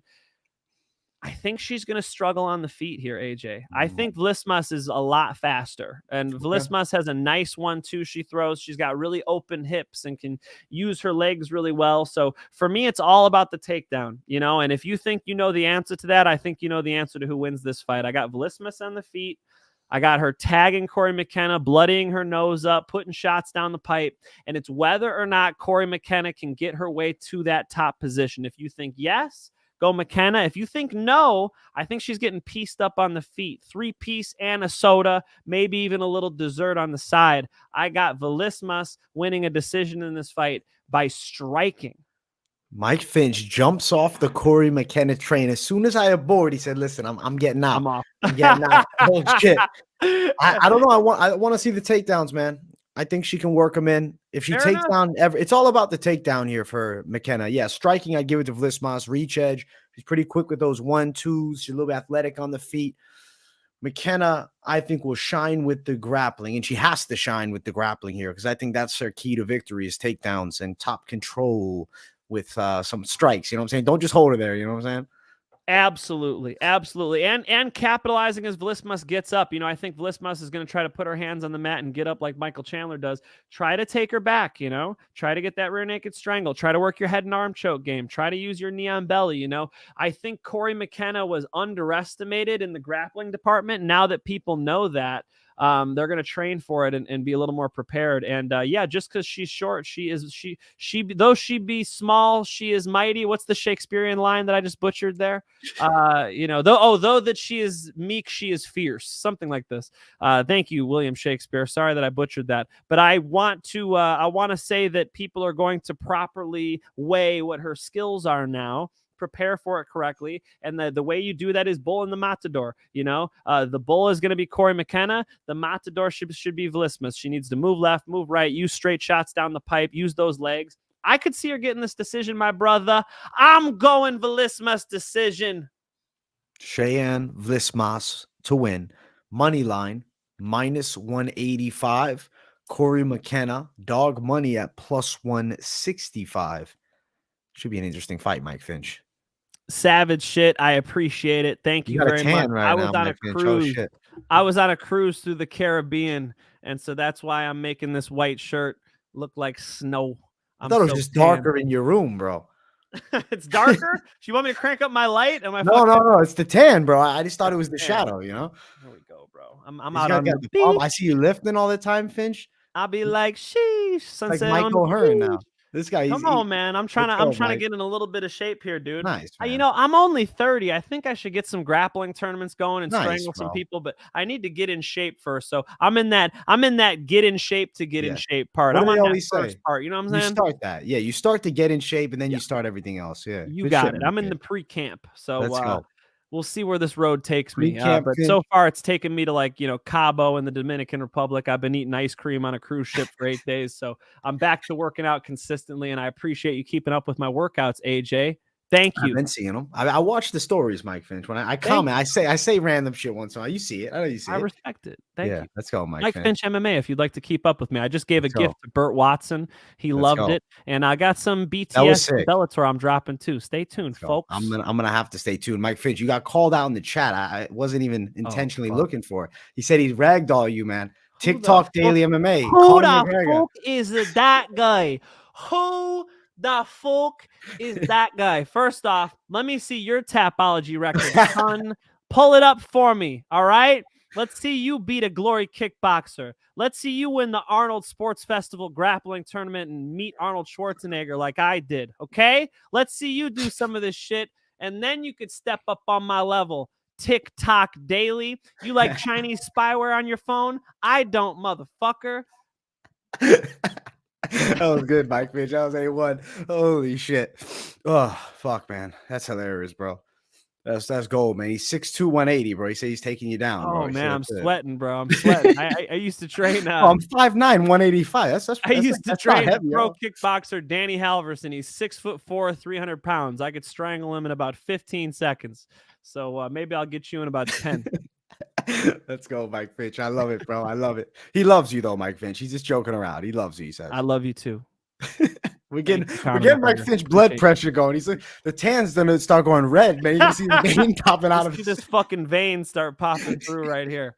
No, it's all love, folks. It's all love, folks. Let's go, Mike Finch. Real recognize real. You know what I'm saying? Yeah. If you guys fight, you can talk shit, but until you fight, you can't. You know what's funny, Mike Finch? A dude I know from the gym. He was just in Vegas and he met Nick Diaz. Man, I know it's mad random, but it's just cool to see him and Nick Diaz. I'm like, damn, bro, Nick Diaz is existing. Like, he was at a grocery store, man. They ran into him. Oh, nice, man. And I bet Nick Diaz was high as fuck and very kind. AJ, the chat is blowing up with Mike Finch picks. I appreciate it, ladies and gentlemen. Where? That's respect. Mike Thank Finch. you. Minus 5,000. That's 2.5 times as wide as the Pat Downey line. That's a respectable line. I appreciate that. Let's go. Mike Finch, minus 5,000. Put your savings on it. Even if you only got 5K in savings, at least you're going to have 5,100. The Finch is ready to make his comeback. He's ready, man. Him and Mike Jackson, I'm telling you, I'm promoting it. I'm going to be like the Don King there. I have the flag waving it. I posted that video of me kicking the pads. It's on my YouTube. If you guys want to go to Mike Finch Show YouTube, I was kicking the pads and Dalton Rosta's like, "Are you going to fight, bro? Are you going to fight?" I'm like, stop it. Everybody stop. Mike Finch, he's happily retired, man. Let him relax. Let him do Moneyline with me. We'll give you the picks. That's it. Fat and happy, bro. There's nothing better. Mike, you know what time it is? It's main card time, my friend. Let's jump to it.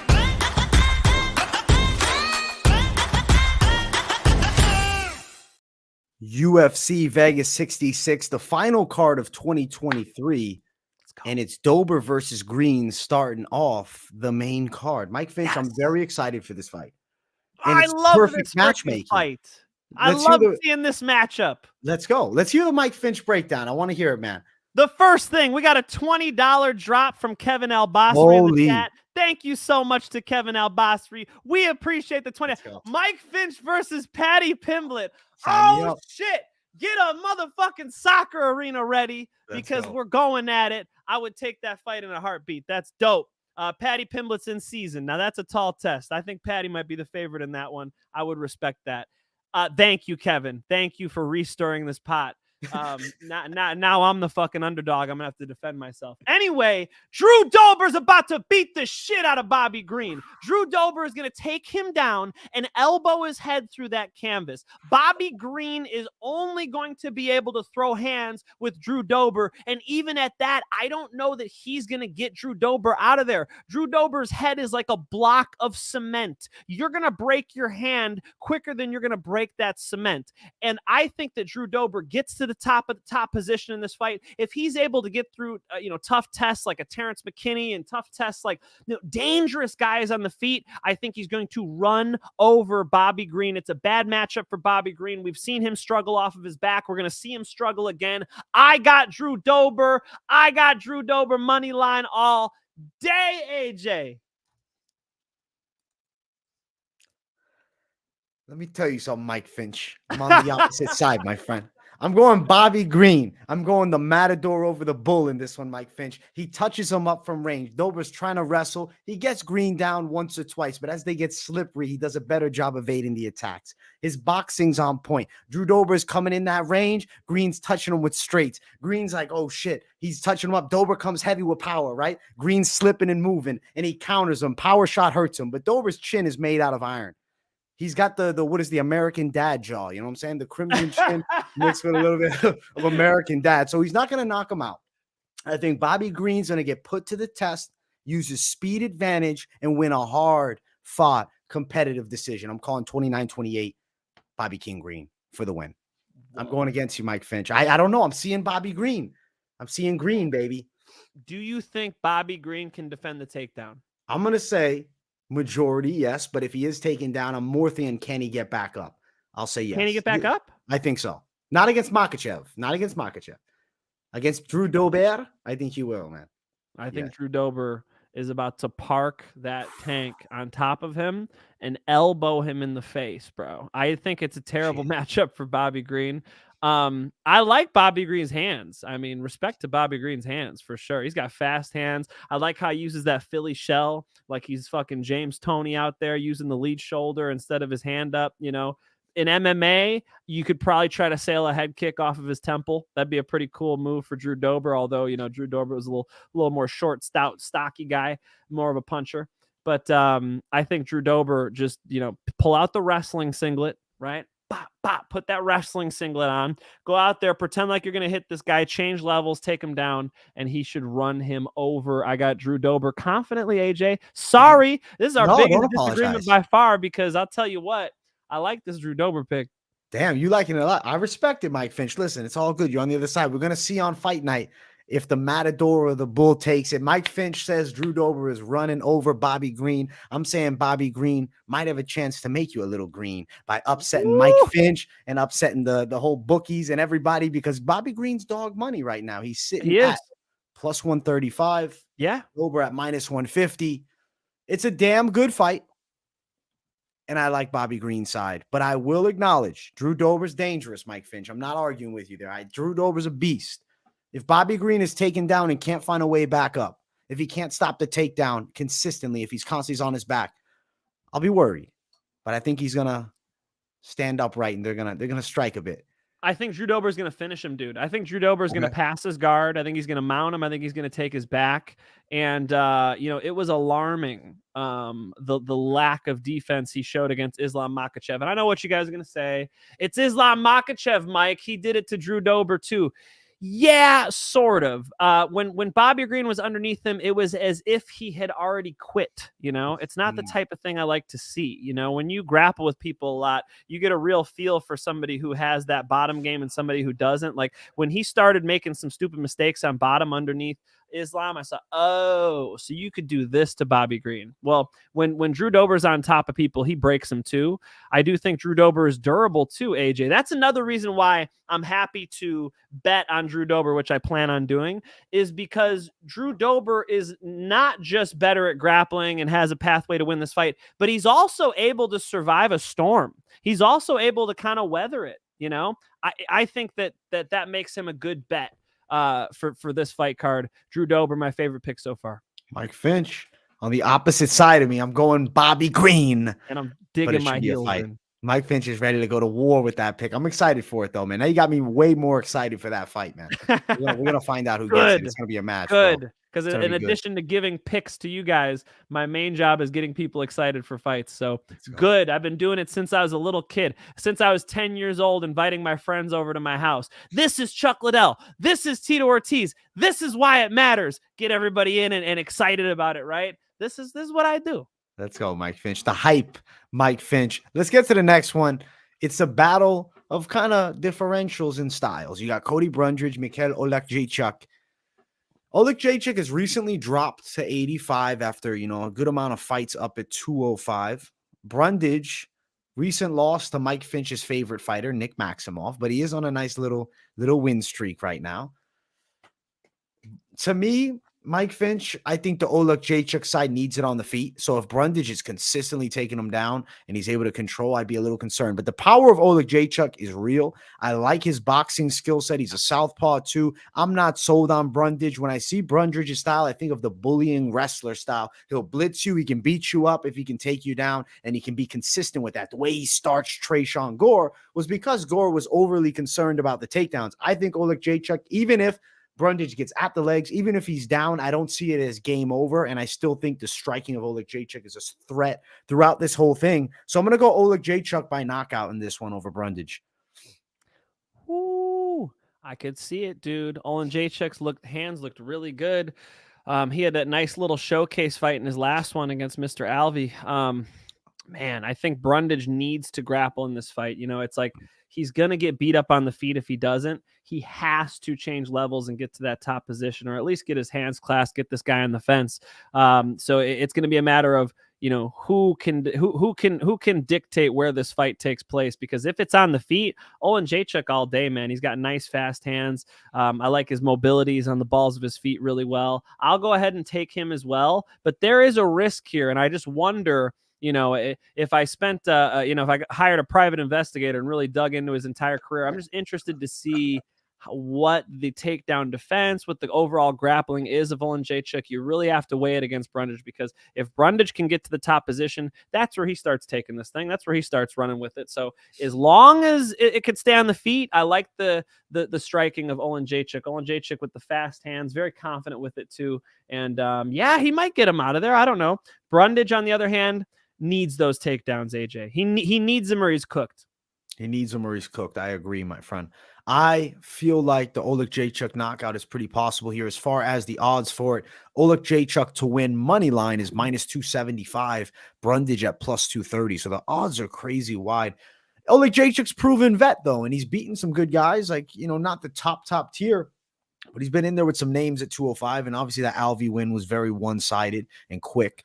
He's minus 120 by KO, though, so that's not really a prop to be jumping at the bit about. I like Oleksiejczuk, the money line. I think potential parlay piece here in a fight that's not going too long. The under in this fight. So let's see, do they have doesn't go distance here?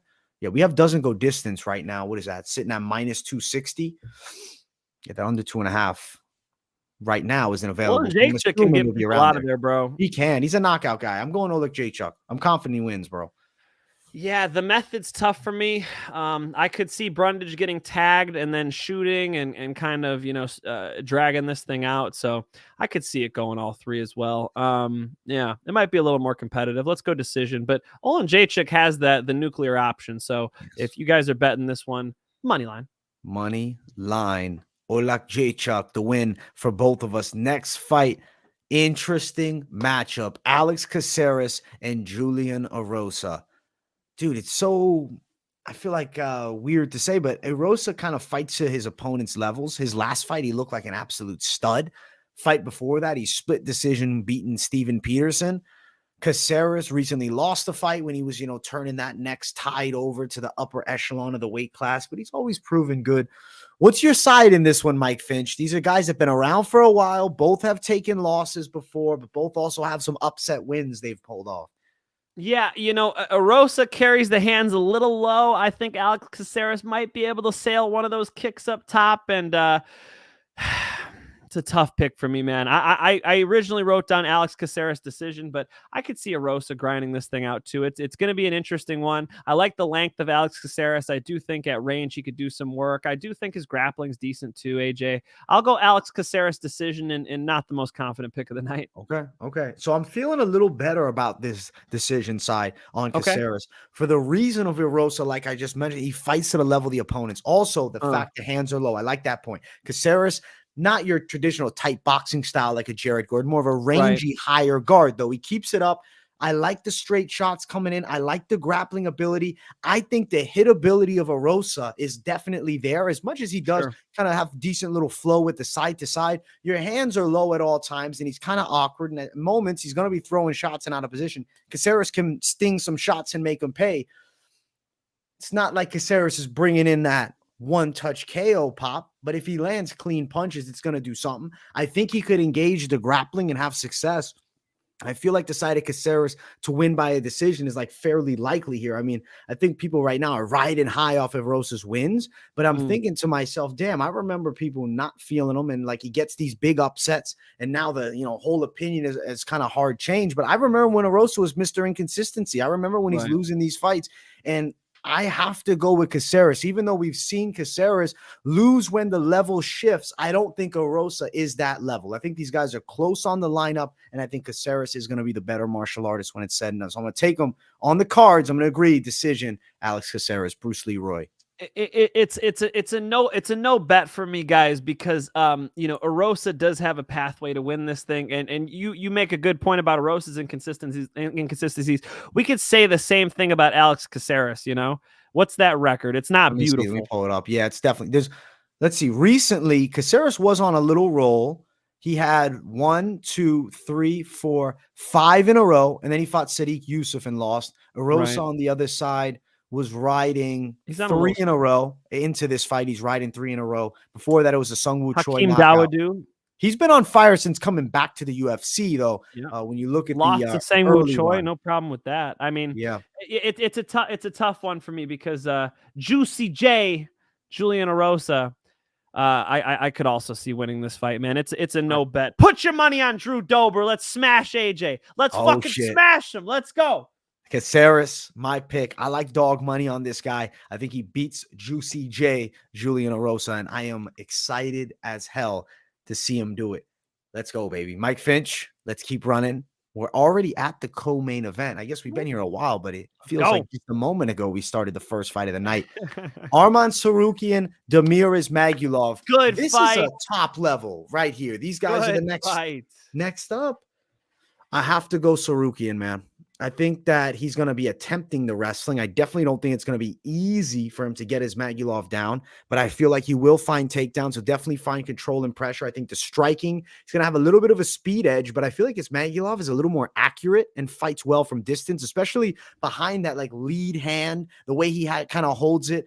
It's obviously MMA, but I think of the likes of even like a Klitschko or a Polev, a little more of a farther out lead hand. He's got decent jabs.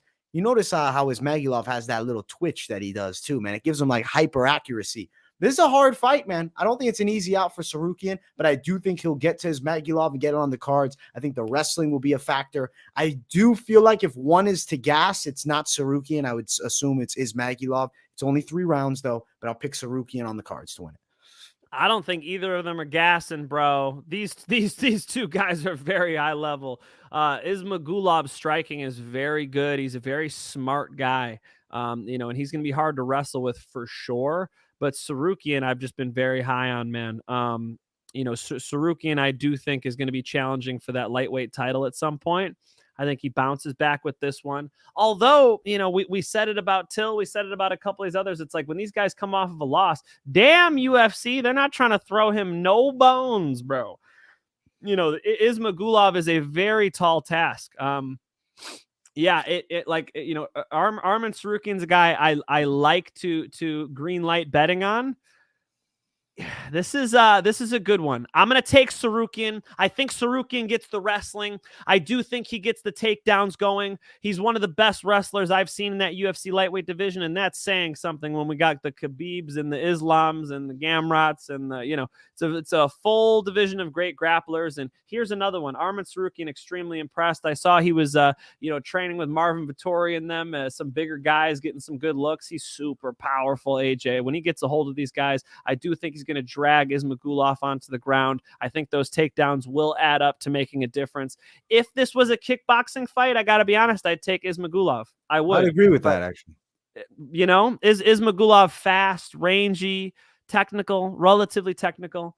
As to where Arman Tsarukyan is going to need to make this a mixed martial arts fight. I think he does. I think he does get the takedowns. I think this is extremely high level. I said Said Yakub Nurmagomedov and Kakhramonov was, the highest level fight. Plus, add this one to that list. Very, very high level fight. A lot of respect for these two. And of course, they're fighting each other. You could match these guys up with like the lower half of the top 10, and you would see me picking Tsarukyan and Ismagulov pretty consistently. They're fighting each other. It's going to be a good one. I got to stick with my guy, man. I must say I'm somewhat of an Arman Tsarukyan fan. I think he's got a bright future. I think he turns it around right now. I think he wins this one, man. I'm on the same side as you, Mike Finch. It's a hell of a fight, though. Yeah. Tsarukyan, imagine another planet, right? Where, or I guess another universe it would have to be. Let's imagine Tsarukyan won that decision against Gamrot, fought Beneil Dariush, beat Beneil Dariush. He could be very close to a title shot if circumstances were different for him, man. So interesting spot for Ismagulov too, because he's a fucking problem. It's only one loss in fighting is like super early in his run, man. Through the UFC, this guy has been nasty as hell. And he's been a problem for years, but he like kind of disappeared for a while. There was a layoff in between. I believe it was like 2 years off. Let me pull this up here. I want to get the official statistic of it. Ismagulov, he had off about a little over a year and a half. He had some good wins. Yeah, about a year and a half off, and then he came back on the scene and has got 2 in a row. And they're good wins against good comp. Even Rafael Alves, always a tough out, and then Garam Kutulidze win. But to me, Tsarukyan, I got to pick him to win. And some of the fucking names on Tsarukyan's resume, bro, the way he beat Yoel Alvarez was absolutely fantastic. You look at the Yagos win, it's not like super high class, but he makes them look like the mismatch they should be. But that look at the Islam Makhachev fight, bro. Damn. Close. Good close fight. Makhachev. This guy's a problem. I like Arman a lot. And I think he's going to beat Ismagulov, who's also a problem in the weight class. They're putting the best on the best, man. Yeah. Yeah. Both of these guys, top 5, even if they're not ranked that's where their skill level's at. Super excited for this one. And it sounds like you're doubling up with me though. So decision. Yeah, I think decision -155 money line. Arman Tsarukyan, I'm confident he can win this thing. Ismagulov +150, but he is in a very difficult test. But it's one that I see Tsarukyan, even if he has to go through some adversity, he can come through it, man. He's gone long with Makhachev. He's been in there with some dangerous guys, Mateusz Gamrot too. So yeah, I think Tsarukyan decision is the call for me. Yeah, man. Yeah, you wouldn't want to see Arman Tsarukyan on the other side of the cage. The guy has such a wonderful grappling base, and constantly improving with the striking. He should not strike in this fight. Show me your fight IQ, Arman Tsarukyan. Show me that you can pretend like you're going to strike just to set up those takedowns. He should catch kicks in this fight. Keep his hands nice and high. Wait for Ismagulov to throw that leg kick, that body kick. Catch it, run his ass over. That would be a very smart game plan. Use the fence in this fight. Take him down on the fence. Just show us, show us his offensive grappling. I think he could dominate doing that. If he wants to stand at range and kickbox with Ismagulov, that's where the shit goes sour. Let's go. Mike Finch and I both on Tsarukyan for the W, but he's in a hell of a fight, and I think he'll shine here. Let's get to the main event, Mike. It is Jared Cannonier versus Sean Strickland. Both these guys are in interesting spots because a loss here eliminates them from that title conversation. They're top caliber for sure. Cannonier, recent loss, Adesanya. Strickland, recent loss, Bahia. Two wins for both of them. Depending on who's champion, they could be challenging for a belt potentially. It's not impossible here. Cannonier, I've still been interested in him versus Paulo Costa for a long time, and I hope we do eventually get it. But this ain't an easy one, man. Sean Strickland's got great volume. Cannonier didn't want to open up a ton versus Israel Adesanya, but he does have that real power. On the other side, people are probably looking at Strickland, oh, you can sleep him. But I'm like, dude, Alex Pereira's power, that's a different level than all these other guys in the UFC middleweight division. I think Sean Strickland can definitely eat big shots. I'm not thinking he wants to be here just taking bombs from Cannonier. I think he's going to engage in the firefight, though. It's concerning for me to pick Sean Strickland, but I think he can stay behind a jab, and I think I'm going to pick him to get a decision here, outstriking a very explosive Cannonier with volume, man. I got to go the volume side of Sean Strickland, and we know he can grapple, too. I know he doesn't showcase it much in his fights, but if it comes down to it, I do think he could use it, but Strickland just wants to go to war. He's a savage. I'm picking Sean Strickland, Mike Vinch. Sean Strickland is definitely a savage. Sean Strickland needs to shore up that big parry he was trying to use against Alex Pereira. It was a big problem for him, over parrying straight down the pipe. He needs to fix that. Just a couple little things that, you don't want to overreact in boxing. Boxing is they say football's a game of inches. Well, boxing is a game of centimeters. Like you don't want to overslip your head, so you'll run into a head kick. Ask Dominic Cruz. You don't want to over parry so that you're out of position to get caught with a shot. The problem with picking Jared Cannonier in this fight is it's not just about whether or not you have power. It's about whether or not you have a delivery system for that power. I know he has it, but can he get it to the chin of Sean Strickland? As AJ said, Sean's got a good jab. He does like to fight at range pretty well. Generally, he'll try to use that lead shoulder just like a Mads Burnell or just like a Chris Curtis will. And he does respond pretty well to, like, let's stand in front of each other and kickbox type fights, which is generally what Cannonier thrives in. Cannonier is going to need to do a lot more than he showed us against Israel Adesanya. Against Israel Adesanya, he could not locate the target. It's not like he didn't just have the delivery system. He didn't even know where the mailbox was to put the package in. It's like he really needs to get a jab, get a feint, start leading the dance. When you watch like George St. Pierre fight, that fake, boom, that jab he puts out there, everything comes off of that. So yes, George's takedowns are phenomenal, but it comes off of that timing he creates.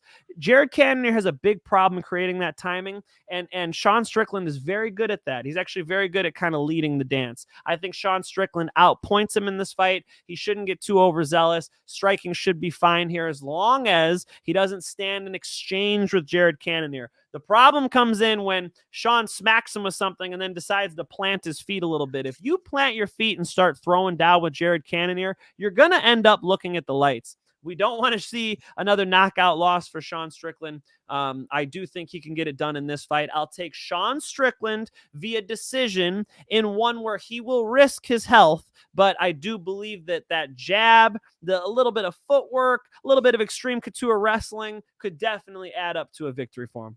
I'm thinking the same thing, Mike.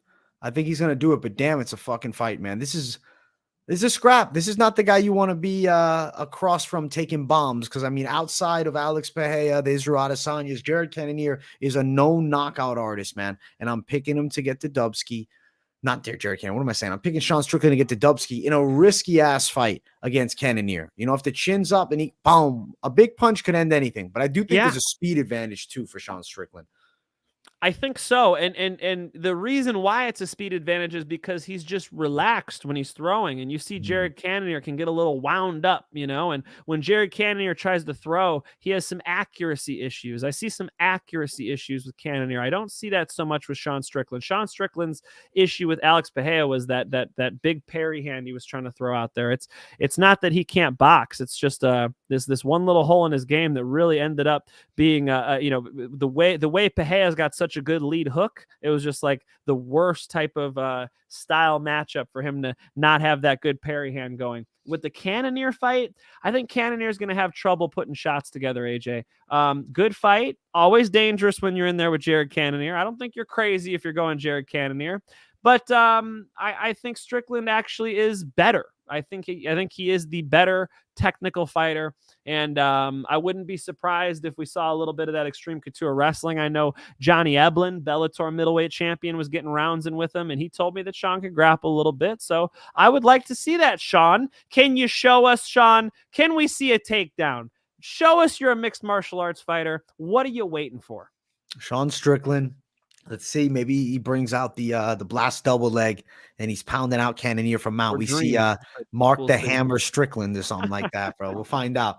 Listen, I like Sean Strickland here. I'm confident that he's going to be winning it in a hard-fought matchup for sure, but I do think he'll weather it, and I do feel like if anybody's playing mind games, it favors Strickland's side. I could see maybe Cannonier even getting frustrated. Sean Strickland's talking to him, touching him, and Cannonier can't find that shot. So I like Sean Strickland to get the W here, man.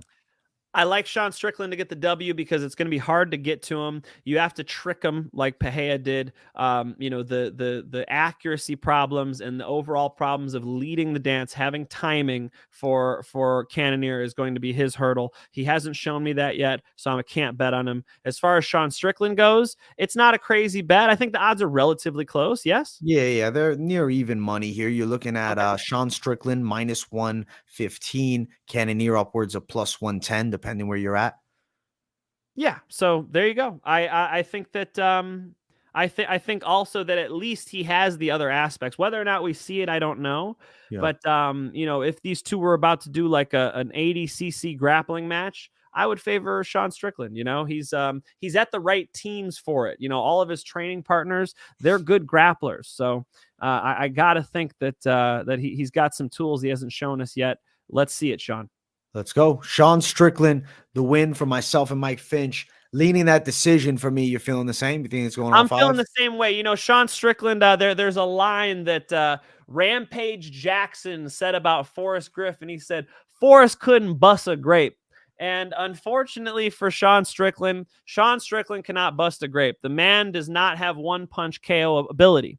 But what he does have is the ability to not go 100% and sort of, slow down fights and put them onto his pace. And that's actually probably a pretty potent recipe against a powerful, slightly unorthodox fighter like a Jared Cannonier, who does not do well with a fighter like an Israel Adesanya, who was just able to just coast with him. Look at what Izzy did with him, dude. Just coasted him. Izzy wasn't standing toe-to-toe in an awesome fight. Israel Adesanya was able to make Jared Cannonier skip to his loop. I think Sean Strickland is capable of doing a similar thing.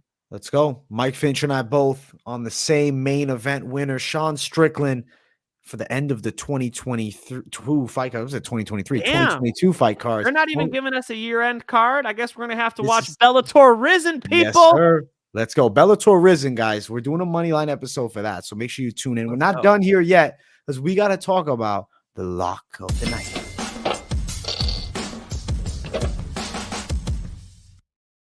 Moneyline lock of the night brought to you by MyBookie. Make sure to use promo code Moneyline to support the boys if you're looking to throw down some bets over there at MyBookie. Mike Finch, it is the last show of the year, and this has been a huge year for us. It's the 51st show also, man. We got a shitload of shows. It's been nearly every damn week. There's a couple in between that didn't come through. And even when there's not fights on, we're still going. So guys, you want to keep it locked in. We're on the way to 100 next year, which is going to be crazy too. Give me the lock, Mike Finch. My lock of the night, I'm going toe-to-toe with AJ DeVito. I'm going to go ahead and pick my man, Drew Dober. I think Drew Dober is going to come through with these double legs. I think he's taking your boy down, AJ. I think he's going to pin his back to that canvas, get some mount, throw some elbows, pound him out. Maybe he'll even strangle him. I think Drew Dober gets this thing over with. He is finishing your boy Bobby Green, but lucky for you guys, the odds aren't even that wide. Moneyline Drew Dober. Mike Finch and I on the other side, man. We're going nose to nose on this one, Mike Finch. I'm going with Arman Tsarukyan, man. I'm sorry. I couldn't go. I was like, damn, do I just do it for the meme? Go Bobby Green? But no, I'm not going to lie to the people. Arman Tsarukyan will be what I call the lock of the week. I was actually tossing between two names for lock of the week, and I think I'll include the other one that I'm feeling real good about in the parlays. I think there's still good money line bets on the side of like a Sean Strickland for, more the value side. Dog attack, maybe Bruce Leroy. I like him a lot. But the actual money line lock of the night has to be Arman Tsarukyan. I don't like the odds. I know, guys, it's wide, but I do feel like he is the lock through the card. And that's, it's assuming you're not going absolutely ballistic with all of them. I feel like that's a good call right there, Mike Finch. You feeling the same way? I respect that, man. It's just it's a tough fight for him, brother. I respect the opposition, but Arman Tsarukyan, count me in as a fan. I like it, AJ. I think Arman Tsarukyan's a good fighter, man. He brings the heat. A great fighter. Each and every week, bro. He brings the fucking heat, my man. Let's jump to the parlay section, Mike Finch. The parlays. Let's see. All the competition that try to compete, stand back, watch the bomb drop. Mike Finch, what are you thinking for the parlay? All right. We had Rafael Esparza on once, and he said chill on the number of parlay picks. So for sure, one of my parlay picks is going to be Arman Tsarukyan. I'll go ahead and double up with AJ. I'll take AJ's lock. I'll bring it over to my parlay, okay? But is it going to be Jake Matthews or Sean Strickland? Well, luckily for us, I have a Dogecoin. So we'll say Jake Matthews here, and we'll say Sean Strickland here, okay? So Jake Matthews is the D side, and we are going to go with Jake Matthews. So the parlay is going to be Arman Tsarukyan, Jake Matthews, and if you're crazy, throw in a little Sean Strickland sprinkle on the bottom of that for a third. But we're going to say the official parlay is those two. Arman Tsarukyan, and you said the side of Jake Matthews to do it with the odds sitting at plus 118. Yeah, I think that's a pretty quality play, Mike Finch. I'm going to throw a parlay out there. I'll add Strickland for you real quick just to show you the value. It's plus 300. I'm going to go Mr. Value on it because I gave you a, not so crazy valuable money line. I mean, minus 180 is not that bad. I was thinking it was minus 220, but Tsarukyan, it's minus 180. It's Arman Tsarukyan's a good play, I think. Yeah, Arman Tsarukyan, Bruce Leroy, plus 280 for a two-fighter parlay where the juice is looking pretty nice, man.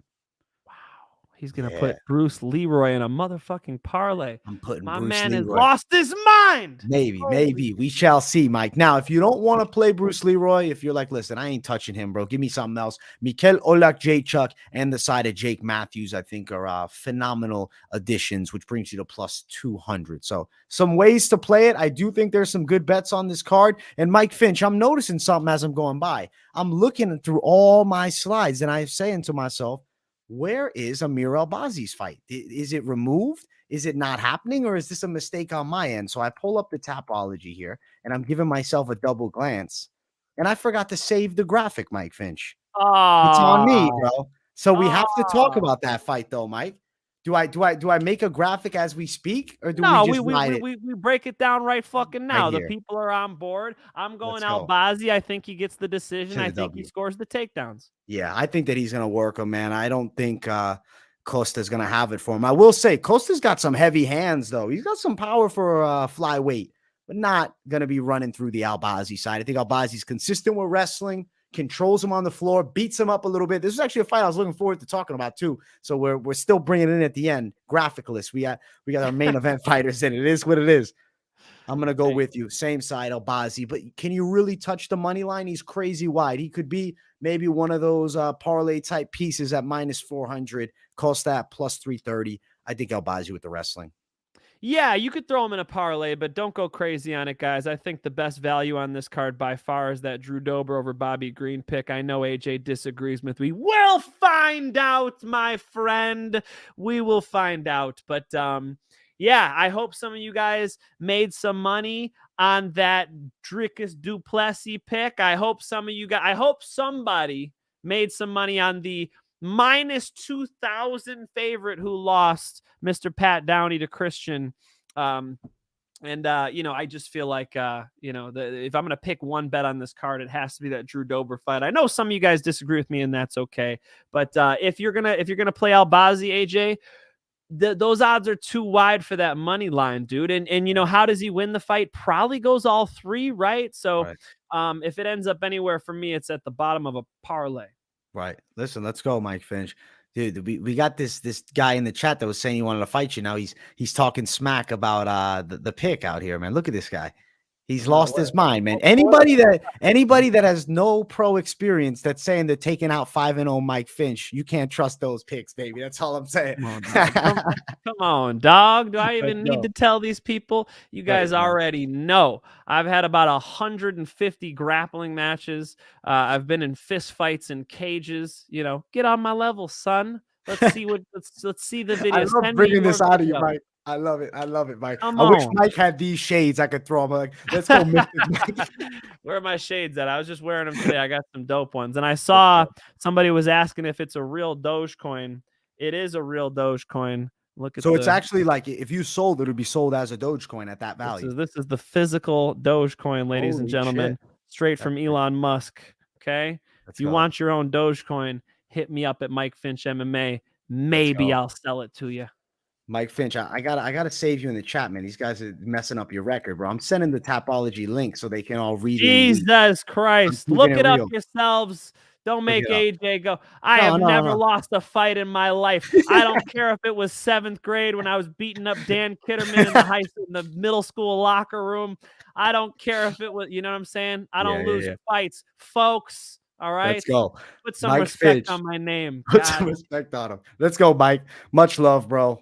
I'm glad Love to you guys. be chilling Appreciate with it. you. It's not the last you'll see of us this year. Let's go ahead and do this Bellator versus Risen card. I want to drop in every time I can get a chance to when AJ does the live picks. I love We those. appreciate you guys tuning in for a special edition of a Monday Moneyline. If you want to see it continue, bug AJ because I'm in. Let's go. Have some fun. Bet responsibly and use that promo code Moneyline to support the show. We appreciate it.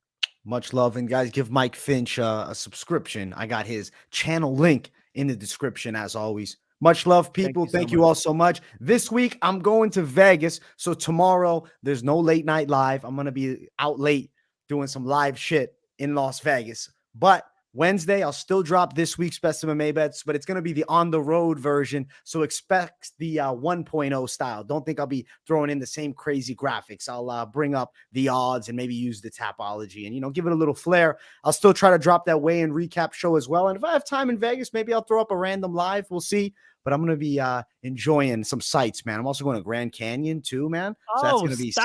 Really? Yosemite as well, bro. I'm driving all around. You're going to Yosemite? Yeah. How long are you fucking gone, bro? I'm only going Tuesday to Friday, bro. So we're going Tuesday. I get there tomorrow morning at 10 a.m. My flight's early, Mike Finch. I'm not sleeping much tonight. And then I'm there all day, Tuesday. Wednesday, probably going towards the Grand Canyon.